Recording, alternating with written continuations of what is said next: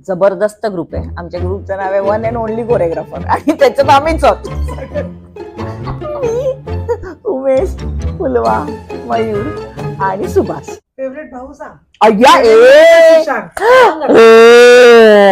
आम्ही जर घरी असो आणि मी केस धुतले असेल तर भाऊच केस पुसतो. अरे बाप रे. ओ हे मला कधीच विचारलं नाहीये कोणी कुठल्याच इंटरव्ह्यूत. म्हणजे असं आहे, कळलं तुला. म्हणजे एक कुठली तरी इव्हेंट होती ज्याला खूप चांगले प्रॉप्स वगैरे वापरले होते आपण आणि त्याचा प्रोमो आला आणि त्याच्यात आपले डान्सर्स दिसले. बोलवा दीपा तू केलास ना. मला आधी बघून वाटलं काय यार किती चांगलं केलंय हे. म्हणलं जाऊ दे दीपाने गेलाय ना. मला आधी असं झालेलं. आता ऐकताना असं खूप मूर्खपणाचं वाटेल आणि तो मूर्खपणा मी केलाय पण आय एम हॅपी. तेव्हा पण मी सांगितलं नाहीये कोण माझा फेवरेट आहे. फेवरेट पण तुमचे सगळे मी जर फोटो पाहिले ना सोशल मीडियावर ते काय कोणी काढले ते प्रश्न. असं नाही करायचं.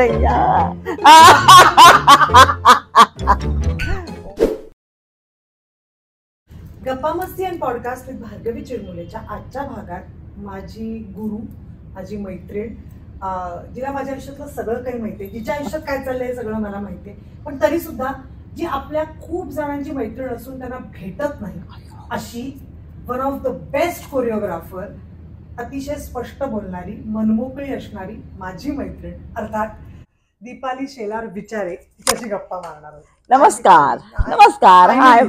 Finally yes. मग सध्या पहिला प्रश्न हाय माझा, सध्या काय सुरू आहे तुझ्या आयुष्यात? खूप मस्त सुरू आहे नेहमीप्रमाणे आयुष्य.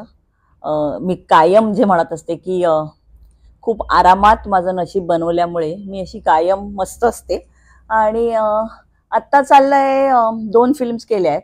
त्या आता 20 तारखेला तर आमची पहिली नवरा माझा नवसाचा 2 रिलीज होते. त्याच्यात एक गाणं केलंय मी आणि आमच्या घरची फिल्म आहे, दादांची फिल्म आहे. आणि दुसरी माझ्या अतिशय लाडक्या मित्राची आणि उत्तम अभिनेता दिग्दर्शक सुबोध भावेची मानापमान. त्याच्यात तर 9 गाणी केली आहेत मी. मला असं वाटतं माझ्या पूर्ण करिअरमध्ये म्हणजे या आधी पण मी अनेक चित्रपट केले आहेत ज्याच्यात मी 8 गाणी केली आहेत, 9 गाणी केली आहेत, 10 गाणी केली आहेत, जे लावणी प्रधान चित्रपट होते. पण असा चित्रपट मला वाटतं माझ्या नशिबाने माझ्या वाट्याला आला आणि त्यातली 9 वेगळ्या वेगळ्या जॉनरची गाणी मला करायला मिळालेत. अतिशय उत्तम माणूस आहे सुबोध, त्याच्यामुळे त्याच्यावर काम करताना जी मजा येते ती येतेच. आणि इतके दिवस मी पहिल्यांदा कुठल्या तरी फिल्मला दिलेत. म्हणजे मला वाटतं मी 3दा जाऊन आले असेल मधल्या दरम्यान आणि 30-35 दिवस ऑन अँड ऑफ मी सेटवर होते. सो खूप अप्रतिम कास्ट अँड क्रू असलेला चित्रपट. जाऊन येऊन म्हणजे कुठे? आपले क्लासेस आहेत कॅलिफोर्नियात, सॅन फ्रान्सिस्कोच्या जवळपासच्या एरियात. तर मग मी तिथे जाते आणि मग मी भारतात येते जेव्हा काम असतं आणि अकॅडमीचं काम असतं इथल्या. तर असं मी जाते येते. असं म्हणतात की सेम फील्ड मधल्या लोकांची मैत्री होत नाही. जसं ऍक्ट्रेसेस बद्दल म्हटलं जातं ना, मैत्रिणी ऍक्ट्रेसेस मैत्रिणी नाही असू शकत, तसं कोरिओग्राफर असू शकत नाही असं म्हणतात. पण तुमचे सगळे मी जर फोटो पाहिले ना सोशल मीडियावर तर मला असं होतं की हेच सगळे तर आहेत आमचे कोरिओग्राफर. ग्रुप विषयी सांग. जबरदस्त ग्रुप आहे. आमच्या ग्रुपचं नाव आहे वन अँड ओनली कोरिओग्राफर आणि त्याच्यात आम्हीच आहोत. मी, उमेश, फुलवा, मयूर आणि सुभाष असे आम्ही 5 लोक आहोत इथे. याची ही इथे संपली, मग नवीन दुसरे होतात, मग तिसरे असे असतील. पण पूर्वी जेव्हा आम्ही काम करायला सुरुवात केली ना तेव्हा मी, सोनिया आणि उमेश तर पहिला हिंदीत करत होता, तो मराठीत लेट आला, तर आम्हीच होतो. तेव्हाही माझी आणि सोनियाची आताही आमची अतिशय चांगली मैत्री आहे. कारण ती कथकमध्ये खूप काम करते सध्या, ती फिल्म्स कमी करते, पण आमचं खूपच उत्तम आहे. आणि जनरल पण आम्ही एकमेकीला मेसेजेस करत असतो कामाबद्दल किंवा असं. फुलवा तर काय म्हणजे ते तर आमचं एक काय म्हणू, गुरु भगिनी पण आहे ना. गुरु भगिनी पण ती खूप ज्युनियर होती मला अशी ती क्लासमध्ये मला फार आठवत नाही भेटल्याची. पण फुलवा खूप सोशल आहे. मी तेवढी नाही आहे खरं. मी खूप माझी अशी असते किंवा माझं काम मी माझी असं, पण तिला खूप आवडतं. आणि खरं तर तिच्यामुळेच याची सुरुवात झाली असं म्हणलंच तरी चालेल. कसे आम्ही एकत्र आलो म्हणजे मी उमेश फुलवा, कारण खरं उमेश एकदम असा होता ना, एकदम आपला आपला आणि असा होता उमेश आमच्यात, आणि तो असं हिंदीत काम केलेला वगैरे. पण समा आम्ही त्याला आणि मला असं वाटतं की आम्ही त्याला पूर्ण मोल्ड केला आमचा. म्हणजे आत्ताचा उमेश हा खूप वेगळा उमेश आहे. याच्यात खूप क्रेडिट फुलवाला आहे, कारण आम्ही पहिले तर सुरुवात अशी झाली की आम्ही आमच्या आज मी तुझ्याकडे जेवायला, तू याच्याकडे, असं आम्ही आपसातच आता तिघं मिळून ह्यांच्याकडे जेवायला, तिघं मिळून असे आम्ही खूप जेवायला एकमेकाकडे भेटायचो. कारण म्हणजे सेम माझी आणि पूर्वाची जेवणाची आवड खूप आहे. उमेश आता त्यांनी नॉनव्हेज सोडलं, पण तो घरी नॉनव्हेज खायचा नाही, कारण आमची सोनल व्हेजिटेरियन आहे. पण सोनलचं कौतुक असं की जेव्हा आम्ही त्यांच्याकडे जायचो तेव्हा ती खास ऑर्डर करायची. म्हणजे खरं तर काय गरज नाहीये, पण ती ऑर्डर करायची आमच्या, नाही नाही नाही दीपावर फुलवा नॉनव्हेज चाहिए ना, तो मंगा लेते. आणि ती स्वतः उत्तम व्हेज जेवण करते गुजरात, अप्रतिम. आणि त्यात आमची फरमाईश व्हेजची वेगळी असायचीच तिच्याकडे, दाल ढोकळी बना, ये बना वो बना. ते तर आहे. म्हणजे त्यांनी आमची सुरुवात झाली. आम्ही महेश दादाकडे कुटुंब नावाची महेश दादाची एक फिल्म होती, त्यात आम्ही तिघही एक शॉर्ट जज म्हणून बसलोय तिघं. तर त्याला पण खूप दिवस झाले. तर तेव्हा पण आम्ही असे भेटलो एकत्र असं, आणि मग एकापेक्षा एकला, आणि असं कधी आम्ही असे एकत्र आलो मला कळलं नाही. सुभाष तर माझा खूप आधीपासूनचा मित्र आहे, कारण जेव्हा मी फोक परफॉर्म करायचे, आम्ही सेम एरियातनं मोठे झालोय, तर तेव्हा तो आणि मी, माझा एक वेगळा, आमचं एक वेगळं होतं. मयूर आणि फुलवाचं आपलं एक वेगळं होतं. माझं मयूरचं एक वेगळं होतं, ज्याच्यात आम्हाला मावशी खूप ओरडायच्या, कारण आम्ही दोघं खूप मस्ती करायचो क्लासमध्ये. मस्ती करणारे दोघं जण, त्यांचे व्हिडिओज बघा तुम्हाला दिसतील. मावशी खूप ओरडायच्या आम्हाला दोघांना, कारण तो तर खूप वाढ आहे ना, तर त्याच्यामुळे मला खूप हसायला पण यायचं. पण आम्ही क्लासमध्ये वेगळी मजा करायचो. तर हे असे सगळे वेगळे वेगळे लोक, मग आम्ही असे एकदम एकत्रच आलो अचानक. आणि मग म्हणजे एकमेकाच्या कामाबद्दल बोलणं, चांगलं आवडलं तर बोलणं, चांगलं बोलणं, नाही आवडलं तर तेही सांगणं की अरे हो थोडा हे एवढं काय मला मजा नाही आली ग, हे इतकं ओपनली एकमेकाबद्दल बोलणं. म्हणजे आणि असं बिनधास्त सांगणं, असं काही फिल्टर नाहीये त्याला. म्हणजे एक कुठली तरी इव्हेंट होती ज्याला खूप चांगले प्रॉप्स वगैरे वापरले होते आपण, आणि त्याचा प्रोमो आला आणि त्याच्यात आपले डान्सर्स दिसले. बोलू दीपा तू केलास ना, मला आधी बघून वाटलं काय यार किती चांगलं केलंय हे, म्हणलं जाऊ दे दीपाने गेलाय ना, मला आधी असं झालेलं. म्हणजे असं आहे, कळलं तुला? किंवा मला यार मस्त ना, की मला असं झालं की क्या बात आहे यार बोलवा, तुला हे करतेस, तू लंडनला काम केलंस तू. सो आणि ती खूपच उत्साही आहे मुलगी, खूपच. आणि आमचा अमर तर काय म्हणजे काय बोलायचंच नाही. म्हणजे सो असे आम्ही आज सगळे एकत्र आलो. सुभाष इतकी सुंदर कामं करतोय, किंवा मयूर त्याच्या फील्डमध्ये आता इतकं सुंदर सुंदर नवी नवी प्रोडक्शन्स करतोय. तर मला असं वाटतं की आमच्यात ना काही कॉम्पिटिशन म्हणजे काय, म्हणजे लोकांना असं वाटत असतं खूप वेळा की हो ह्यांचं नसेल बरं किंवा असं. पण मला असं वाटतं की जेव्हा तिसरा माणूस एखाद्या कामाबद्दल विचारतो ना, तेव्हा समजा ते काम मला विचारले आणि मी नाही आहे म्हणून तिच्याकडे तिला विचारलं असेल, तर हे आम्हाला आपसात माहिती असतं. हा म्हणजे इतकं ओपन आहे सगळं. आणि मला असं वाटतं की जे माझ्या नशिबात आहे ना ते मला मिळणारच आहे, जे फुलवाच्या नशिबात आहे ते फुलवाला मिळेल. आणि मी तर आता देशात पण नसते, तेच उमेश बोलतो ना की ही इथे नसते, येते 2 गाणी करते जाते, काय यार फालतूगिरी, आम्ही इकडे बसलोय. म्हणजे अर्थात तो खूप काम करतोय आता, पण तरी गमतीने का होईना. आणि मला जेव्हा चंद्राला झी मिळालं तेव्हा खास ह्यांनी खास माझ्या घरी ह्यांची एक मोठी पार्टी होती, ज्याच्यात हे तिघं वेड्यासारखे नाचलेत, ज्याचा व्हिडिओ आम्ही टाकला नाहीये, जो टाकला तर खूप वेडे होतील लोक, वेड्यासारखे ती माझी ती ट्रॉफी घेऊन.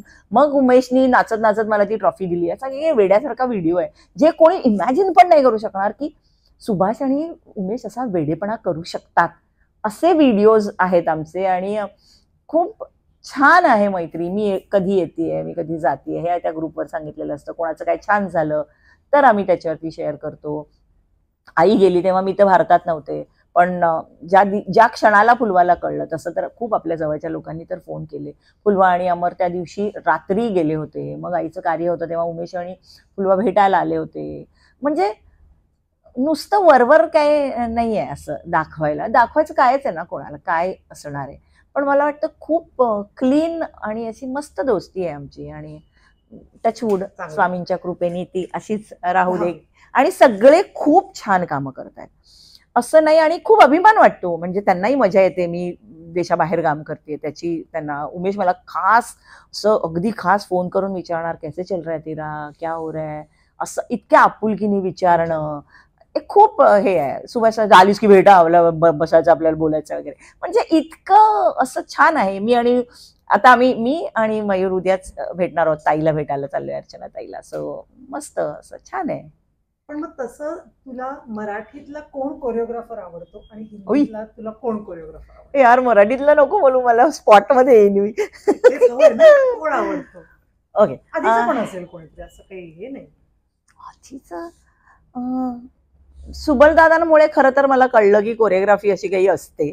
कारण मी शाळेत असताना सुबलदादांबरोबर काम केलं होतं. मी 4थीत वगैरे होते तेव्हा एक छोटासा बॅले होता टेलिव्हिजनसाठी, 5 तत्वांचा. त्याच्यात मी धरती होते आणि तो बॅले सुबलदादा आमच्या जवळच राहायचे, घरा परळचे आहेत ते. सुबलदादांनी तो बसवला होता. मला काही तेव्हा माहित नाही की हे खूप मोठे कोरिओग्राफर आहेत वगैरे, आणि त्यांनी खूप कौतुक केलं होतं. आणि सगळे माझ्या बाई वगैरे खूप खुश झाले की एवढ्या मोठ्या माणसाने दीपाला छान म्हटलं वगैरे. सो सुबलदादांसाठी एक वेगळी जागा आहे माझ्या मनात.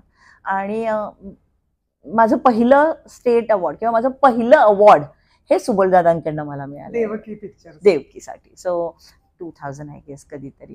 सो सुबलदादा आपले एकदम म्हणजे आपले वाटतात, ते खूप आपले आहेत.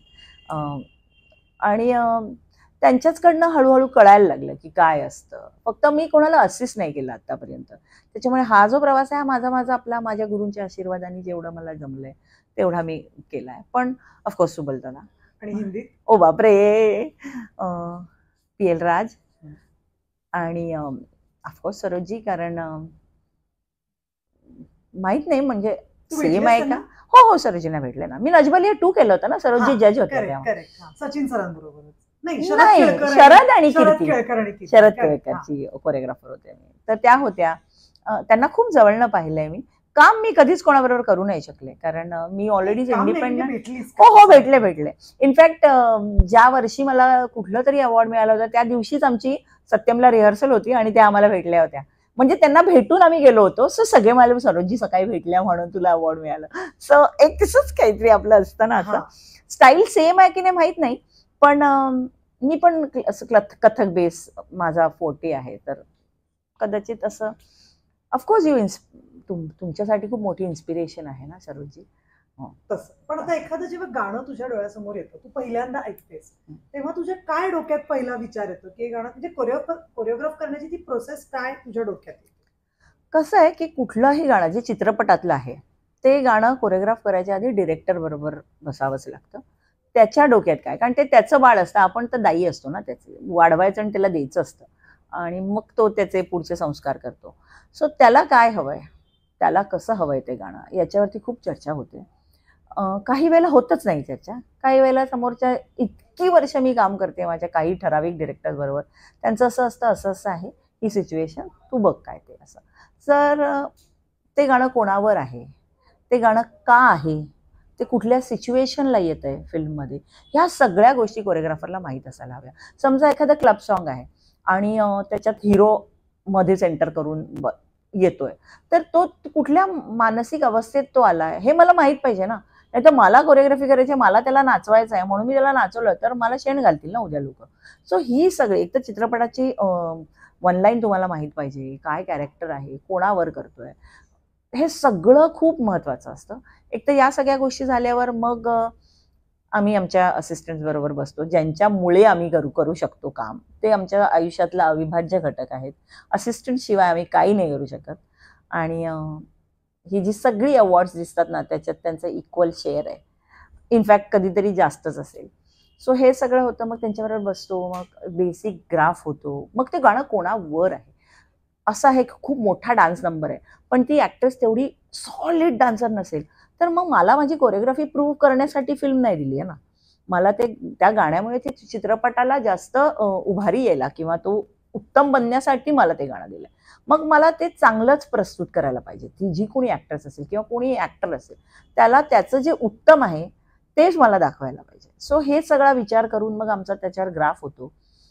मग असिस्टंट ते गाणं पुढे नेतात, मग तेच डान्सरला शिकवतात, तेच सेलिब्रिटीला, कारण युजली सेलिब्रिटी डायरेक्ट माझ्याकडनं शिकत नाहीत. भीती वाटते आम्हाला.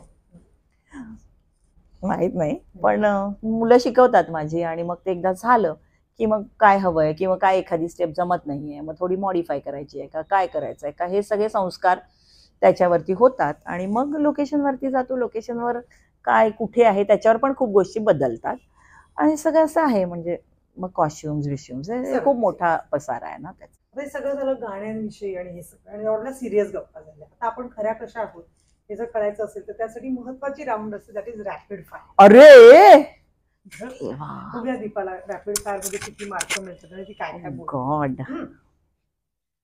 सुरू करूया दीपाली बरोबर रॅपिड फायर. इंडिया का यूएस? इंडिया. स्टुडंट कुठले आवडतात, इंडिया का यूएस मध्ये? जो उत्तम आहे तो सगळे, कुठलाही असो मग तो. पण त्यांच्यात काय फरक वाटतो तुला इंडियातल्या स्टुडंट्स मध्ये आणि यूएस मध्ये? हे वाटतो का, आणि असेल तर काय? खरं असं आता नाही वाटत, कारण आता तिथेही मी झाली आता 7-8 वर्ष. काय आहे की मुळात मी क्लासिकल शिकवते, त्याच्यामुळे ती जी एक काय म्हणतो आस आणि ती जी हे आहे ना ती सेमच असते. फक्त इकडे मी एकच म्हणेन की माधवीला काही कम्पॅरिझन नाही आयुष्यात. सो ते एक ते वेगळंच समीकरण आहे.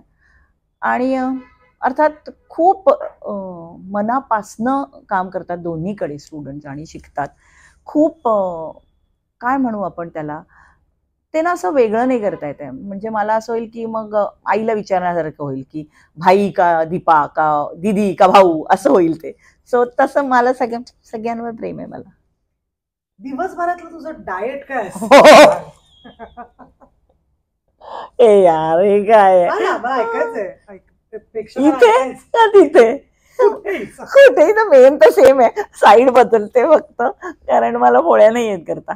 म्हणून युएसला असेल तर भात आणि फिश करी, इथे असेल तर भात फिश करी आणि पोळी कधीतरी, किंवा फिश फ्राय किंवा असं, हे एवढंच येतं मला. बाकी म्हणजे बघा, म्हणजे पोहे उपमा वगैरे काही याचा काही उल्लेख पण नाही, डायरेक्ट फिश करी पर्यंत चालू. म्हणजे हेच मला आवडतं जेवायला. तुझ्याबद्दल अशा कुठल्या गोष्टी आहेत ज्या कोणालाही माहिती नाही, तशा 3 गोष्टी? अरे बाप रे, ओ हे मला कधीच विचारलं नाहीये कोणी कुठल्याच इंटरव्ह्यूत. 3, पहिली एक तर मला पेटी जाम आवडते. मला येत नाही, मला वाटतं मला येते. म्हणजे सारे गम आणि खूप मोठी पेटी मी घेतलीये, घेऊन गेलीये तिकडे, ठेवलीये. कधीतरी आमचा अनिरुद्ध आहे, संकेत आणि अरुंध. संकेत म्हणजे माझा डबलची जो गेली अनेक वर्ष, he is my eldest son असं म्हणते मी ज्याला.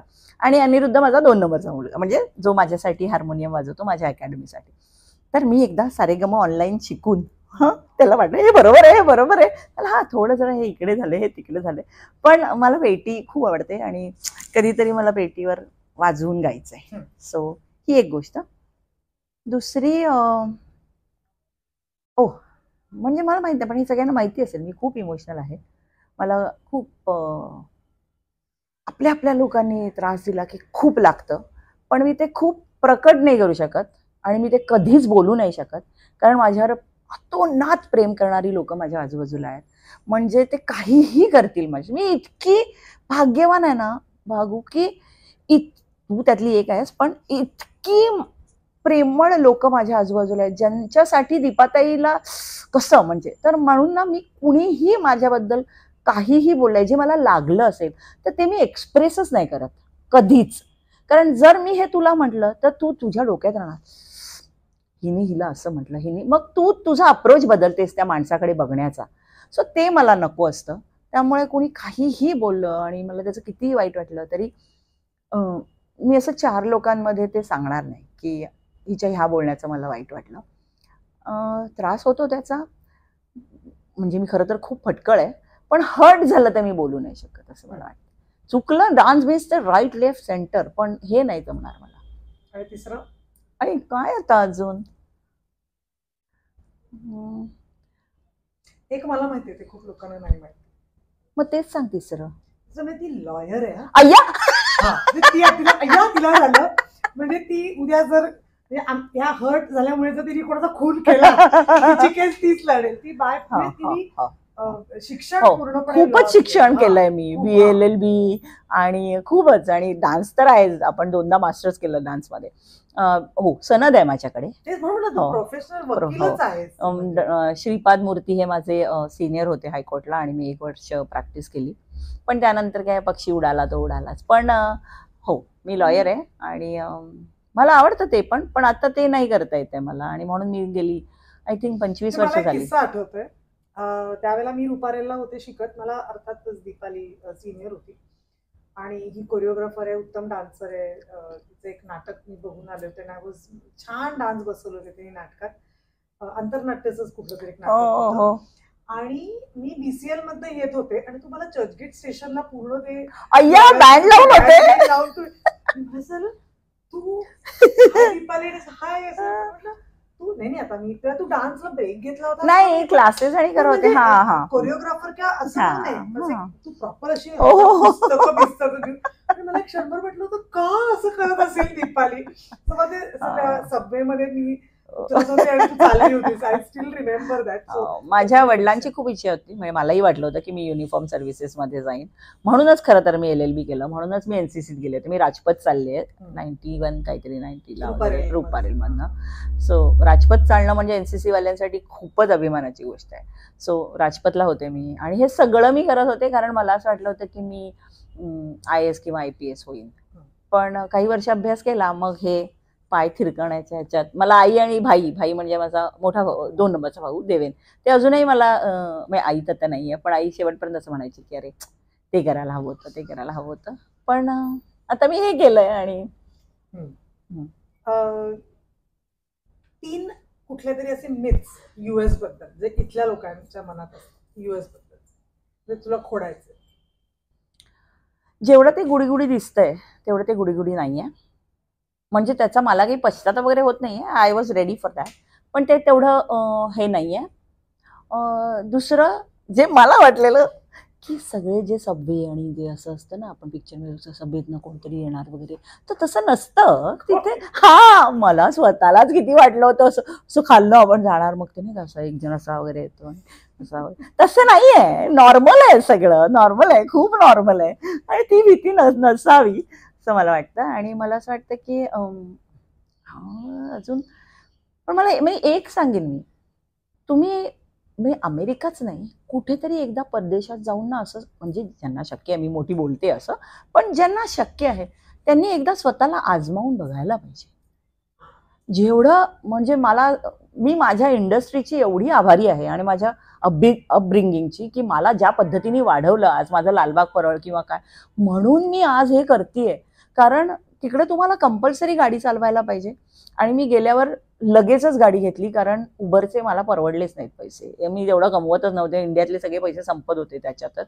तर झक मारत आपण गाडी घेतली आणि एवढा लांबचा पल्ला, कुठलाही लांबचा पल्ला, आणि त्यांचा तो 120 आणि 140चा स्पीड, हे मला फक्त शक्य होतं कारण एकतर मी मराठी इंडस्ट्रीत वाढले, त्यामुळे मला कधीच लालबाग परळ, मराठी इंडस्ट्री आणि ह्या सगळ्यांनी मला जे दिलंय, जो एक्सपिरियन्स माझ्याकडे आहे, आणि आपल्या आईबाबांनी जे आपल्याला वाढवलं, आणि माझ्या घरात सगळे बरे ड्रायव्हर आहेत, माहेरकडे एकदम सॉलिड ड्रायव्हर आहेत, तर ते बहुतेक मी बघून सगळेच चांगले ड्रायव्हर आहेत, काका सगळे भाऊ माझा चुलत सगळे, त्यामुळे बहुतेक तो कॉन्फिडन्स होता. आणि म्हणून मी कितीही लांबचा पल्ला, म्हणजे मी तनय आता LA आहे, तर मी LA टू माझ्या घरी मी अशी सलग 5 तास येऊ शकते ड्राईव्ह करून.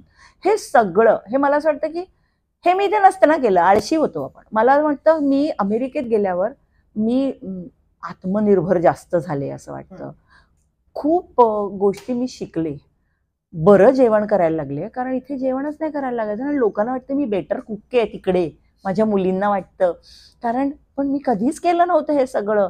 म्हणजे असं ठरवून पनीर मटर तर पनीर माखनी, मग पनीर टिक्का मसाला किंवा असं काही, हे मी कधीच केलं नव्हतं. मग रेसिपी बघून करणं वगैरे, हे मी खूप एक्सपेरिमेंट्स करू शकले स्वतःवर. अदाके परे अदाकारा किंवा ऋतुरंग किंवा त्रिधारा, जे प्रोजेक्ट्स मी केली, त्याचं मूळ विचार हा मी अमेरिकेत केला. त्यामुळे मला असं वाटतं की तुम्हाला आणि ना आपण खूप पैसे कमवतो ना इथे पण स्वतःसाठीचा जो वेळ असतो ना तो आपल्याला खूप कमी मिळतो. काही लोक घेतही असतील तो इथे या देशात पण तिथे ना तो तुम्हाला म्हणजे तुम्ही काढूच शकता तो वेळ. जसं त्यांच्याकडे ती एक कॉन्सेप्ट आहे फॅमिली टाइम. तो फॅमिली टाइम आहेच, म्हणजे ते आपल्याकडे मिसिंग. हा म्हणजे सगळ्यांकडे नसेल अर्थात, मेजरली आपण इंडस्ट्रीत काम करणारी कशी वेगळ्या कुठल्याही वेळेला काम करतो आणि म्हणून तो थोडासा असा मिसिंग आहे. किंवा तनयाला बघणं लहानपणापासून ते मिस झालं माझं, तेवढं नाही मी बघू शकले. जे असं टिपिकल आई रोज शाळेत डबा तर मी 10वी पर्यंत तिला दिलाय, फक्त शूटिंगचे दिवस सोडल्यास ते मी नेटाने केलंय आणि मला वाटतं की ती तेवढीच एक जबाबदारी मी नीट पाळली आहे. पण माझ्या मुलीनी तिच्या आजीकडून माझ्या आईकडून आणि असं छान संस्कार तिला मिळाले, ते माझं भाग्य आहे. तर ते मिस झालं. पण तरी पण मला असं वाटतं की कुठेतरी अमेरिकेत काम केल्यामुळे मला एक वेगळा कॉन्फिडन्स आला आणि मी खूप शिकले आणि सतत नवं काहीतरी दिसतं, नवं काहीतरी करतो. म्हणजे असं कुठले स्टुडिओज बघायला जाणं किंवा काही जागा बघणं कुठल्या तरी याच्यासाठी वगैरे, असं एकटं जाऊन समजा 1 तास ड्राईव्ह करून जा, तिथे त्या ऑफिसमध्ये भेटा, बोला, बघा, हे सगळं मी नाही केलंय भारतात. मी असं वळले किती कामं होतात इथे, काय म्हणजे काहीच नाही करायला लागत. फोन केला की हो, म्हणजे इथे मनोज येतो, सगळे बँकची कामं करतो, घर नीट करतो. तिथे मीच मनोज आहे, मीच सगळं आहे, म्हणजे सगळंच आपल्याला करायचं.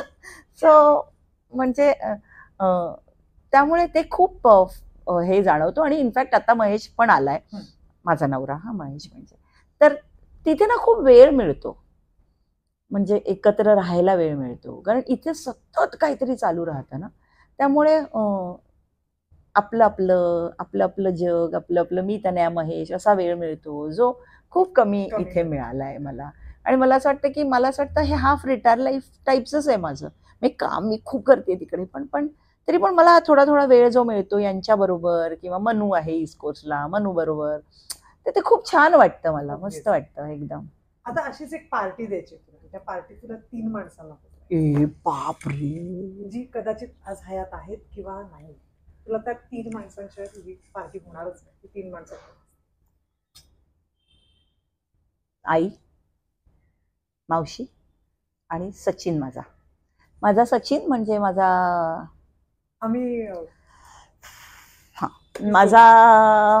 सगळ्यात सिनियर स्टुडंट, जो आता आपल्यामध्ये नाही आहे, आणि त्यांनी हे काहीच पाहिलं नाही. म्हणजे अर्थात 10 वर्षापूर्वी वगैरे तो होता, म्हणजे त्यांनी पाहिलं होतं की आपण हा सगळा प्रवास करतोय वगैरे. एकतर तो उत्तम नर्तक होता, त्यामुळे आज मला असं वाटतं की तो कुठेतरी वेगळ्या लेवलवर सॉलिड कोरिओग्राफर झाला असता. आणि माझ्या कितीतरी हिरोईनकडे अजूनही त्याचे व्हिडिओ क्लिप्स असतील, कारण आतापर्यंत जोपर्यंत तो हयात होता तोपर्यंत मी एकही डान्स कुठल्या मुलीवर कोरिओग्राफ नाही केला. कारण सचिन तो इतका कट टू कट नाचायचा की त्याला कोणीही कॉम्पिट नाही करू शकत, इतका अप्रतिम डान्सर होता तो. आणि मला असं वाटतं की तो आला त्या पार्टीत तर मला खूप गप्पा मारता येतील, खूप राहिलंय, आणि त्याला एकापेक्षा एक करायचं होतं. सो ती त्याची इच्छा राहिली. मग त्यानंतर आपण केलं, तेही त्याला माहित नाही. आणि त्यानंतरचा आतापर्यंतचा हा प्रवास, मला असं वाटतं तो आधीच माझा शेपूट धरून अमेरिकेत आला असता. सो मी खूप मिस करते त्याला. जे मी म्हणलं ना की मला असं एक्सप्रेस करायला नाही आवडत, पण ते आता. सो सचिन, मावशी आणि आई. मावशी माझ्या गुरु. आणि आईला किती मिस करते? बापरे, आई दोन्ही आयांना खरं तर करते, कारण मला तो फरकच कळला नाही. म्हणजे मी तेच म्हणते ना की किती उत्तम नशीब तुमच्या वाट्याला आहे. मला कळलंच नाही की मी माहेरहून सासरी कधी आले आणि हे माझं सासर आहे. माझ्या कुठल्याही सासरच्या व्यक्तीने मला आतापर्यंत हे जाणूच दिलं नाही. म्हणजे मी आता तर वर्ष खूप झाली माझ्या लग्नाला, 25 वर्ष झाली, पण की तू सासरी आहेस किंवा हे तुझे दीर आहेत, हे असं मला माहीतच नाही. माझी नणंद तर स्वीटहार्ट आहे, म्हणजे आम्हीच त्यांना सांगतो, ताई असं नका करू, त्यांना सांगा तुम्हाला नाही जमणार आहे, इतकी गोड आहे माझी नणंद. आणि इथे तर माहेरी तर माझ्या दोन्ही वहिन्या, अश्विनी म्हण किंवा वहिनी म्हण, तुला तर सगळे माहिती आहे, दिदी, भाई, भाऊ, म्हणजे इतके जबरदस्त लोक आहेत. आणि आईंचं कसं होतं आमच्या, की त्यांना खूप मासे करायला आवडायचे, त्यामुळे आमचं एक वेगळंच समीकरण होतं. माझा नवरा कायम म्हणायचा, ह्या दोघींच्या संसारात मी नाहीच आहे, आणि ह्यांच्या घरात दोघींच्या कॅलेंडर दरवाजाच्या मागे लावले, जे या बघत नाहीत दोघी. माझी माझी जाऊ म्हणजे मा 2 नंबरची जाऊ, ती मला फोन करायची आणि आईंना पण फोन करायची, ओ उद्या खाऊ नका, नाही तर दोघी मिळून खाल तिकडे काहीतरी. माझा काही रोल तो प्ले करते. मा सांगते की बघा हा, नाही तर आम्ही खूप दोघींनी डोस घातलाय. आणि तन्या वॉज व्हेरी अटॅच, म्हणजे आईंचं आणि तन्याचं एक वेगळंच कनेक्शन होतं. आणि मला खूप छान सहवास आईंचा लाभला. आईचा अर्थात, पण तरी पण मी खूपदा येत होते, त्यामुळे आईचं पूर्ण आजारपण जे ह्या सगळ्यांनी इतक्या स्ट्रॉंगली केलं. भाई तर म्हणजे त्याला त्याचं काही बोलूच शकत नाहीस तू. म्हणजे भाई आणि आई एकीकडे आणि अख्खं जग एकीकडे. आणि आई शेवटपर्यंत हे लोक तिला जसं डायलिसिस व्हायचं गाडीत बसवायचे, मग होळी गणपती सगळं, मग ते तेवढे दिवस बरोबर ते थांबायचे. तिकडनं निघाले की डायरेक्ट हॉस्पिटल. एवढी आईची विल पॉवर होती. आणि खूप छान केलं ह्या सगळ्या माझ्या भावंडांनी, वहिन्यांनी, दोघींनी. नो कंप्लेन, काहीच नाही, कधीच नाही. आणि कधीच आईला हे जाणवू नाही दिलं की तुमच्यामुळे आमची अडचण होतीये किंवा काय, कधीच नाही. आणि वहिनीनी तर म्हणजे काय, खूप devoted her life for I. म्हणजे खूपच केलं, खूपच. म्हणजे असा एक संसार मिळायला कोणाला तरी खूप नशीब लागतं.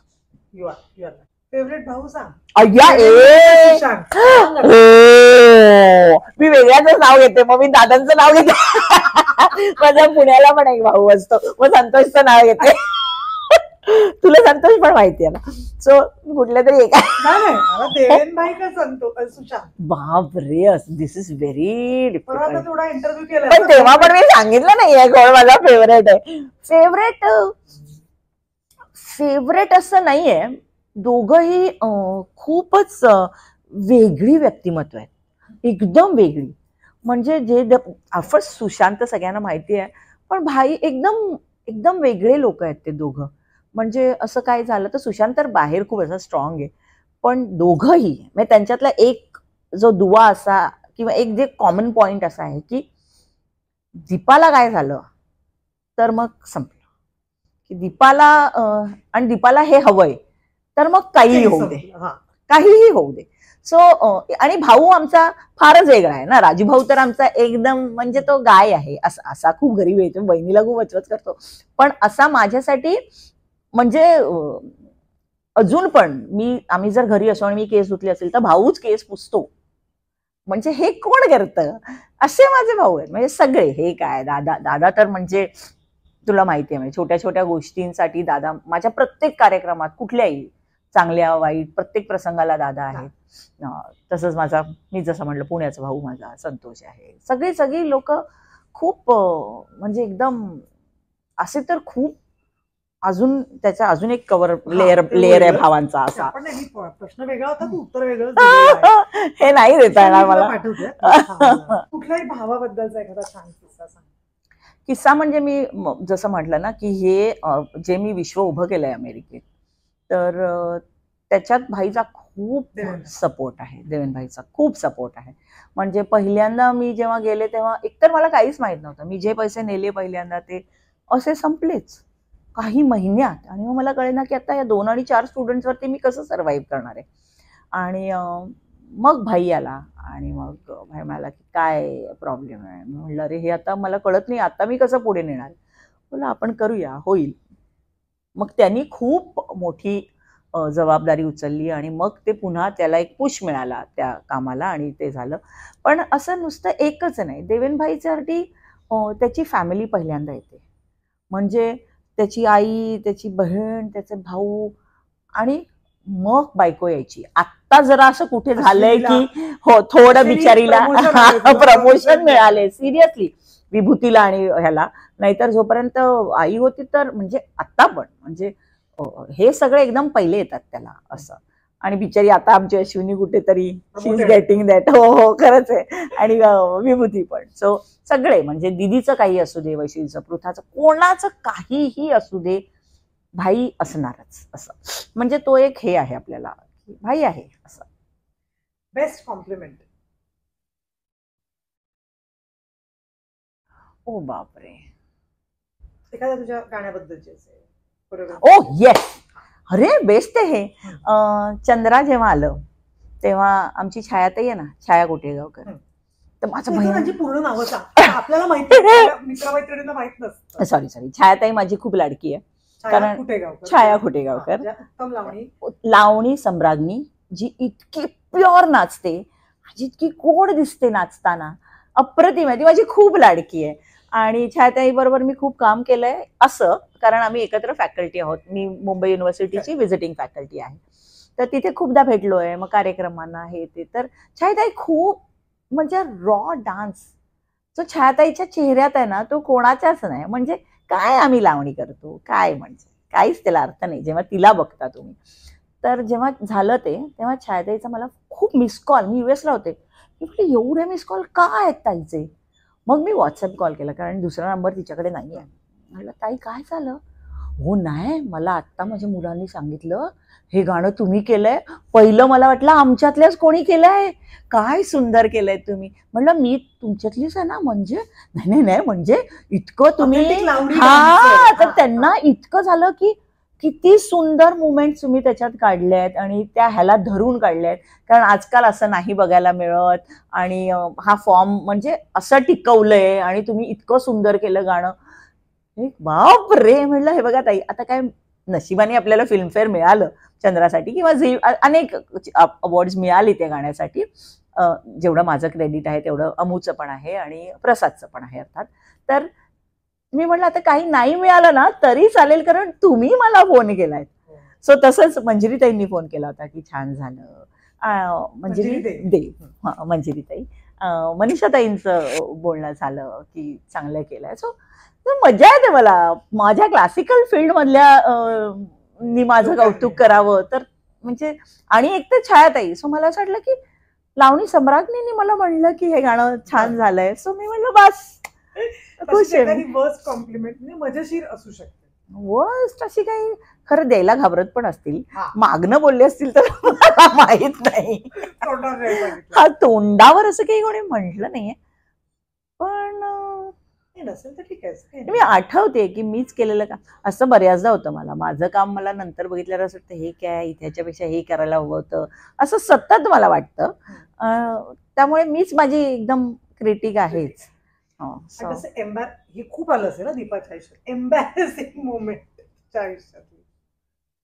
ओ गॉड, तर खूप वेळाच काहीतरी होतच. आम्ही खूप खातो काहीतरी माती, पण अरे देवा काय आता. मी अशी माझ्या डोळ्यात दिसतं ना असं पटकन मला काही म्हणायचं असतं तेव्हा. असं आठवत नाही मला असं स्पेसिफिक काही सांगायला. हो, पण माझे सगळे सेलेब्स मला आधी सांगतात, हे बघ इथे 4 वेगळी लोक आहेत, आम्हाला जे बोलायचंय ते नंतर हे लोक गेल्यावर बोल. ही लोक आम्हाला ओळखतात. कारण मी जेव्हा रिहर्सल घेते तेव्हा मला लक्षात नाही राहत की अरे हे ह्याला असं नाही सांगायचं ह्याला. सो दीपाबद्दलचा एक मी किस्सा सांगते. आम्ही एक भाग्यविधाता सिरियलचं गाणं करत होतो. गाण्यात सुचित्रा बांदेकर, मी, माझ्याच डोळ्या जेवणाचं किंवा टाईपचं असं काहीतरी गाणं होतं. बरं, दुसरी एक वेगळी गोष्ट म्हणजे मी 100% जर डान्सेस केले त्यातले 90% गाणी दीपाने केले, 10% फुलवा आणि एकाच केलं असेल. त्या गाण्यामध्ये त्या सिरियल मधलं गाणं होतं आणि उपेंद्र लिमये, राजेश शृंगारपुरे हे सगळेजण होते नाटकात. तर हिचे हे सगळे फेवरेट. मी, सुचित्रा, शिल्पा नंबर 1, शिल्पा नवलकर ओके म्हणजे तिला ओरडणार पण नाही. आम्हाला म्हणजे उपेंद्र लिमये जरी चुकला तरी दीपा मोठ्यांदा ओरडायची, भार्गवी अगं. म्हटलं 1 मिनिट, तो चुकलाय, प्रेग्नंट आहे, मला डान्स नाहीये. पण ती सवय इतकी होती. सुचित्रा एका पॉइंटला म्हणाली, आम्ही काहीच करत नाही, उप्याच चुकतंय. म्हणजे उप्या आणि राजेश शृंगारपुरी मरड चुकत होते, पण तरी आम्हाला ओरडत होते. त्यामुळे आम्हाला ह्या माझ्या आहेत ना. म्हणजे ऑफकोर्स उप्या पण आपलाच आहे, पण उप्याने काही केलं तरी चांगलं दिसतं ना. खरंच म्हणजे तुम्हाला सगळ्यांना पटेल. काय वाक्य उप्या, लक्षात ठेवतो. आता पटापट उत्तर द्यायची आहेत. फेवरेट डिरेक्टर प्रसादोक्ता सुबोध. फेवरेट डान्सर अमृता का मृण्मयी? ओ, काय होईल कधी. मृण्मयी खरी उत्तम डान्सर आहे, पण अमू खूप मेहनत करून आता खूप डेव्हलप झाली. सो म्हणजे ती येते टफ आहे आता. त्याच्यानंतर फेवरेट डान्स फॉर्म कुठला, फोक का कथ्थक? काय नाही करू शकत. नाही, सगळीकडे नाही, एकदा झाला ना तिकडे. मग कथक. आता तर बघच, तू उत्तर देच. फेवरेट तुझी स्वतःची कोरिओग्राफी, चंद्रा का आम्ही नाही जा? ओ बापरे.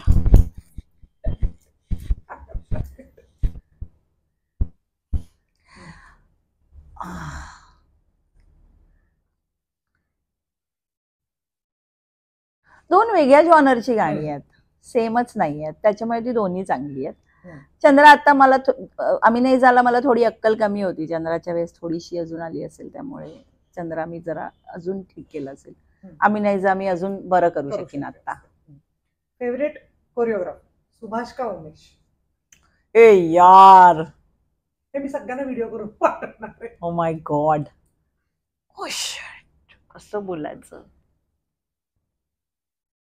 फिल्मसाठी उमेश, इव्हेंटसाठी Subhash. Favourite female singer Vaishali Samant का बेला शेंडे? हे काय, कोणी काढले ते प्रश्न? असं नाही करायचं. Oh my God, I am sorry. पण पूर्वी मी वैशाली बरोबर खूप गाणी गेली आता, आणि हल्ली नाही, पण बेला बरोबर पण खूप गेली. काय बोलू, काही उत्तर नाही, काय उत्तर पास बोलू शकतो, पास.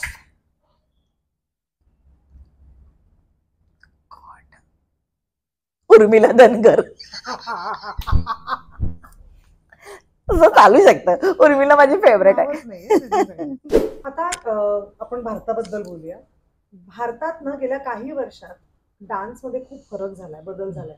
जसं जसं ऑनलाईन क्लासेस आले किंवा खूप लोकांनी वेगवेगळ्या स्टाईल्स पाहिल्या, जो ओरिजिनल भारताचा एक फोक डान्स आहे, ज्याचं तुझं पण एकदम कोर आहे. कथ्थक तर ऑफकोर्स आहे, पण फोक मध्ये तुझा नाही कोणी हात धरू शकत, इतकी वर्ष आता मला माहिती आहे. पण त्याच्यामध्ये खूप बदल झाले. उदाहरणार्थ लावणीमध्ये ना खूप फरक झालाय आता. इव्हेंट्स मध्ये म्हणा किंवा कार्यक्रमांमध्ये खूप वेगळ्या पद्धतीचीच लावणी समोर आली.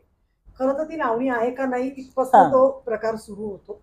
पण फोक मध्ये पण खूप, आपण आता जसं वेगवेगळ्यामुळे, मी नुसतं महाराष्ट्रात म्हणजे बिहू असेल म्हणा किंवा भांगडा असेल, ओरिजिनल पेक्षा ना आपण थोडे लांब चाललो एका, किंवा फ्युजन करण्याच्या नादात, कंटेम्पररी त्यात मिक्स करण्याच्या नादात कुठेतरी त्याचा गाभा हरवत चाललाय. त्याबद्दल तुझं काय मत?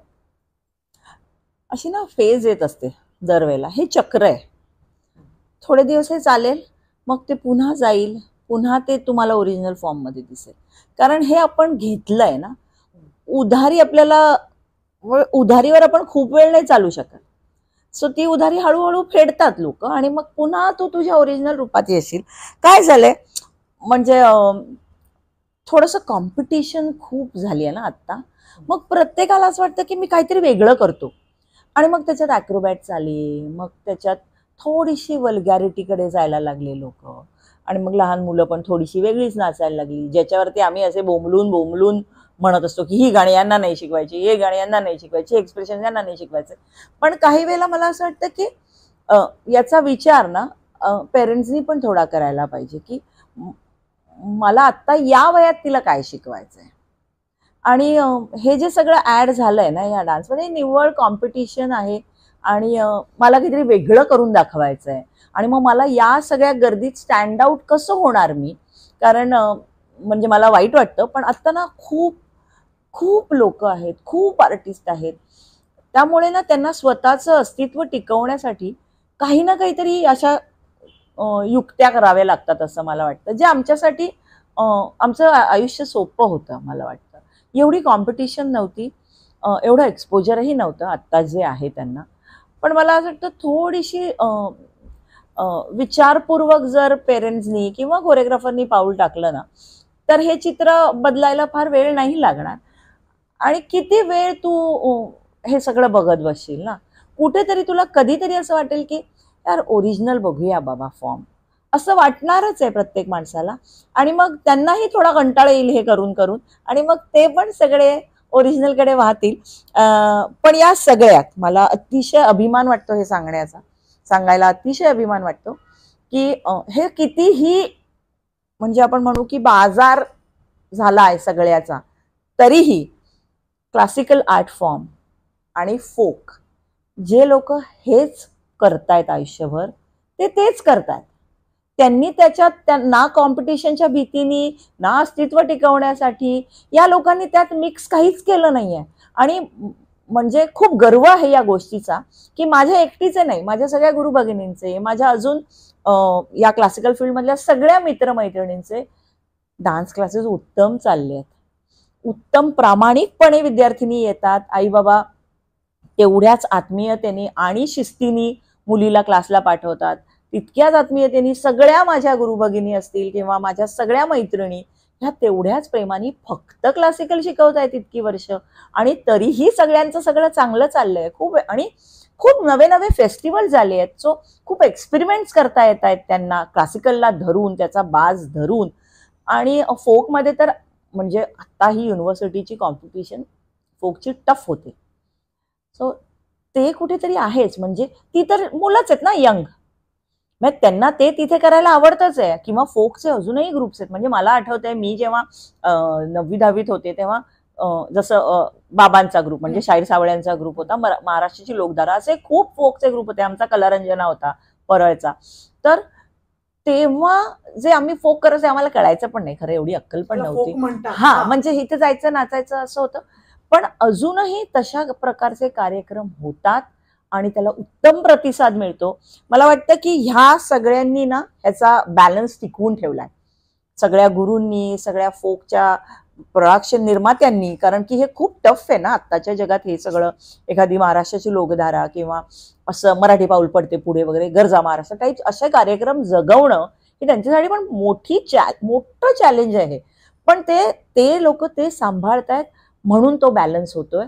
आणि मला वाटतं की जग पुढे जात राहतं ना, तर हे नव्या गोष्टी येतच राहणार. पण म्हणून कला लोप होतीये का, तर मला विचारशील तर नाही. एवढी छोटी नाहीये ना ही गोष्ट.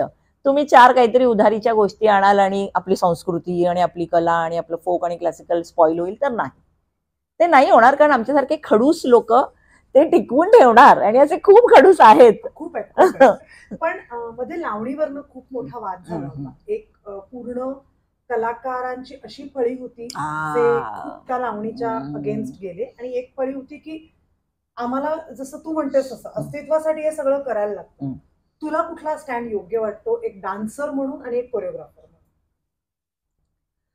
मला असं वाटतं पोट भरायला खूप साधनं आहेत ना, मग त्यासाठी हे सगळं करतोय आपण तर नाही. त्याची एक आवड आहे त्या व्यक्तीला म्हणून ती ते करते. नुसतं माझं पोट भरायचं तर मी या सगळ्या गोष्टी करायची गरज नाहीये ना. खूप वेगळे वेगळे मार्ग पण असू शकतात.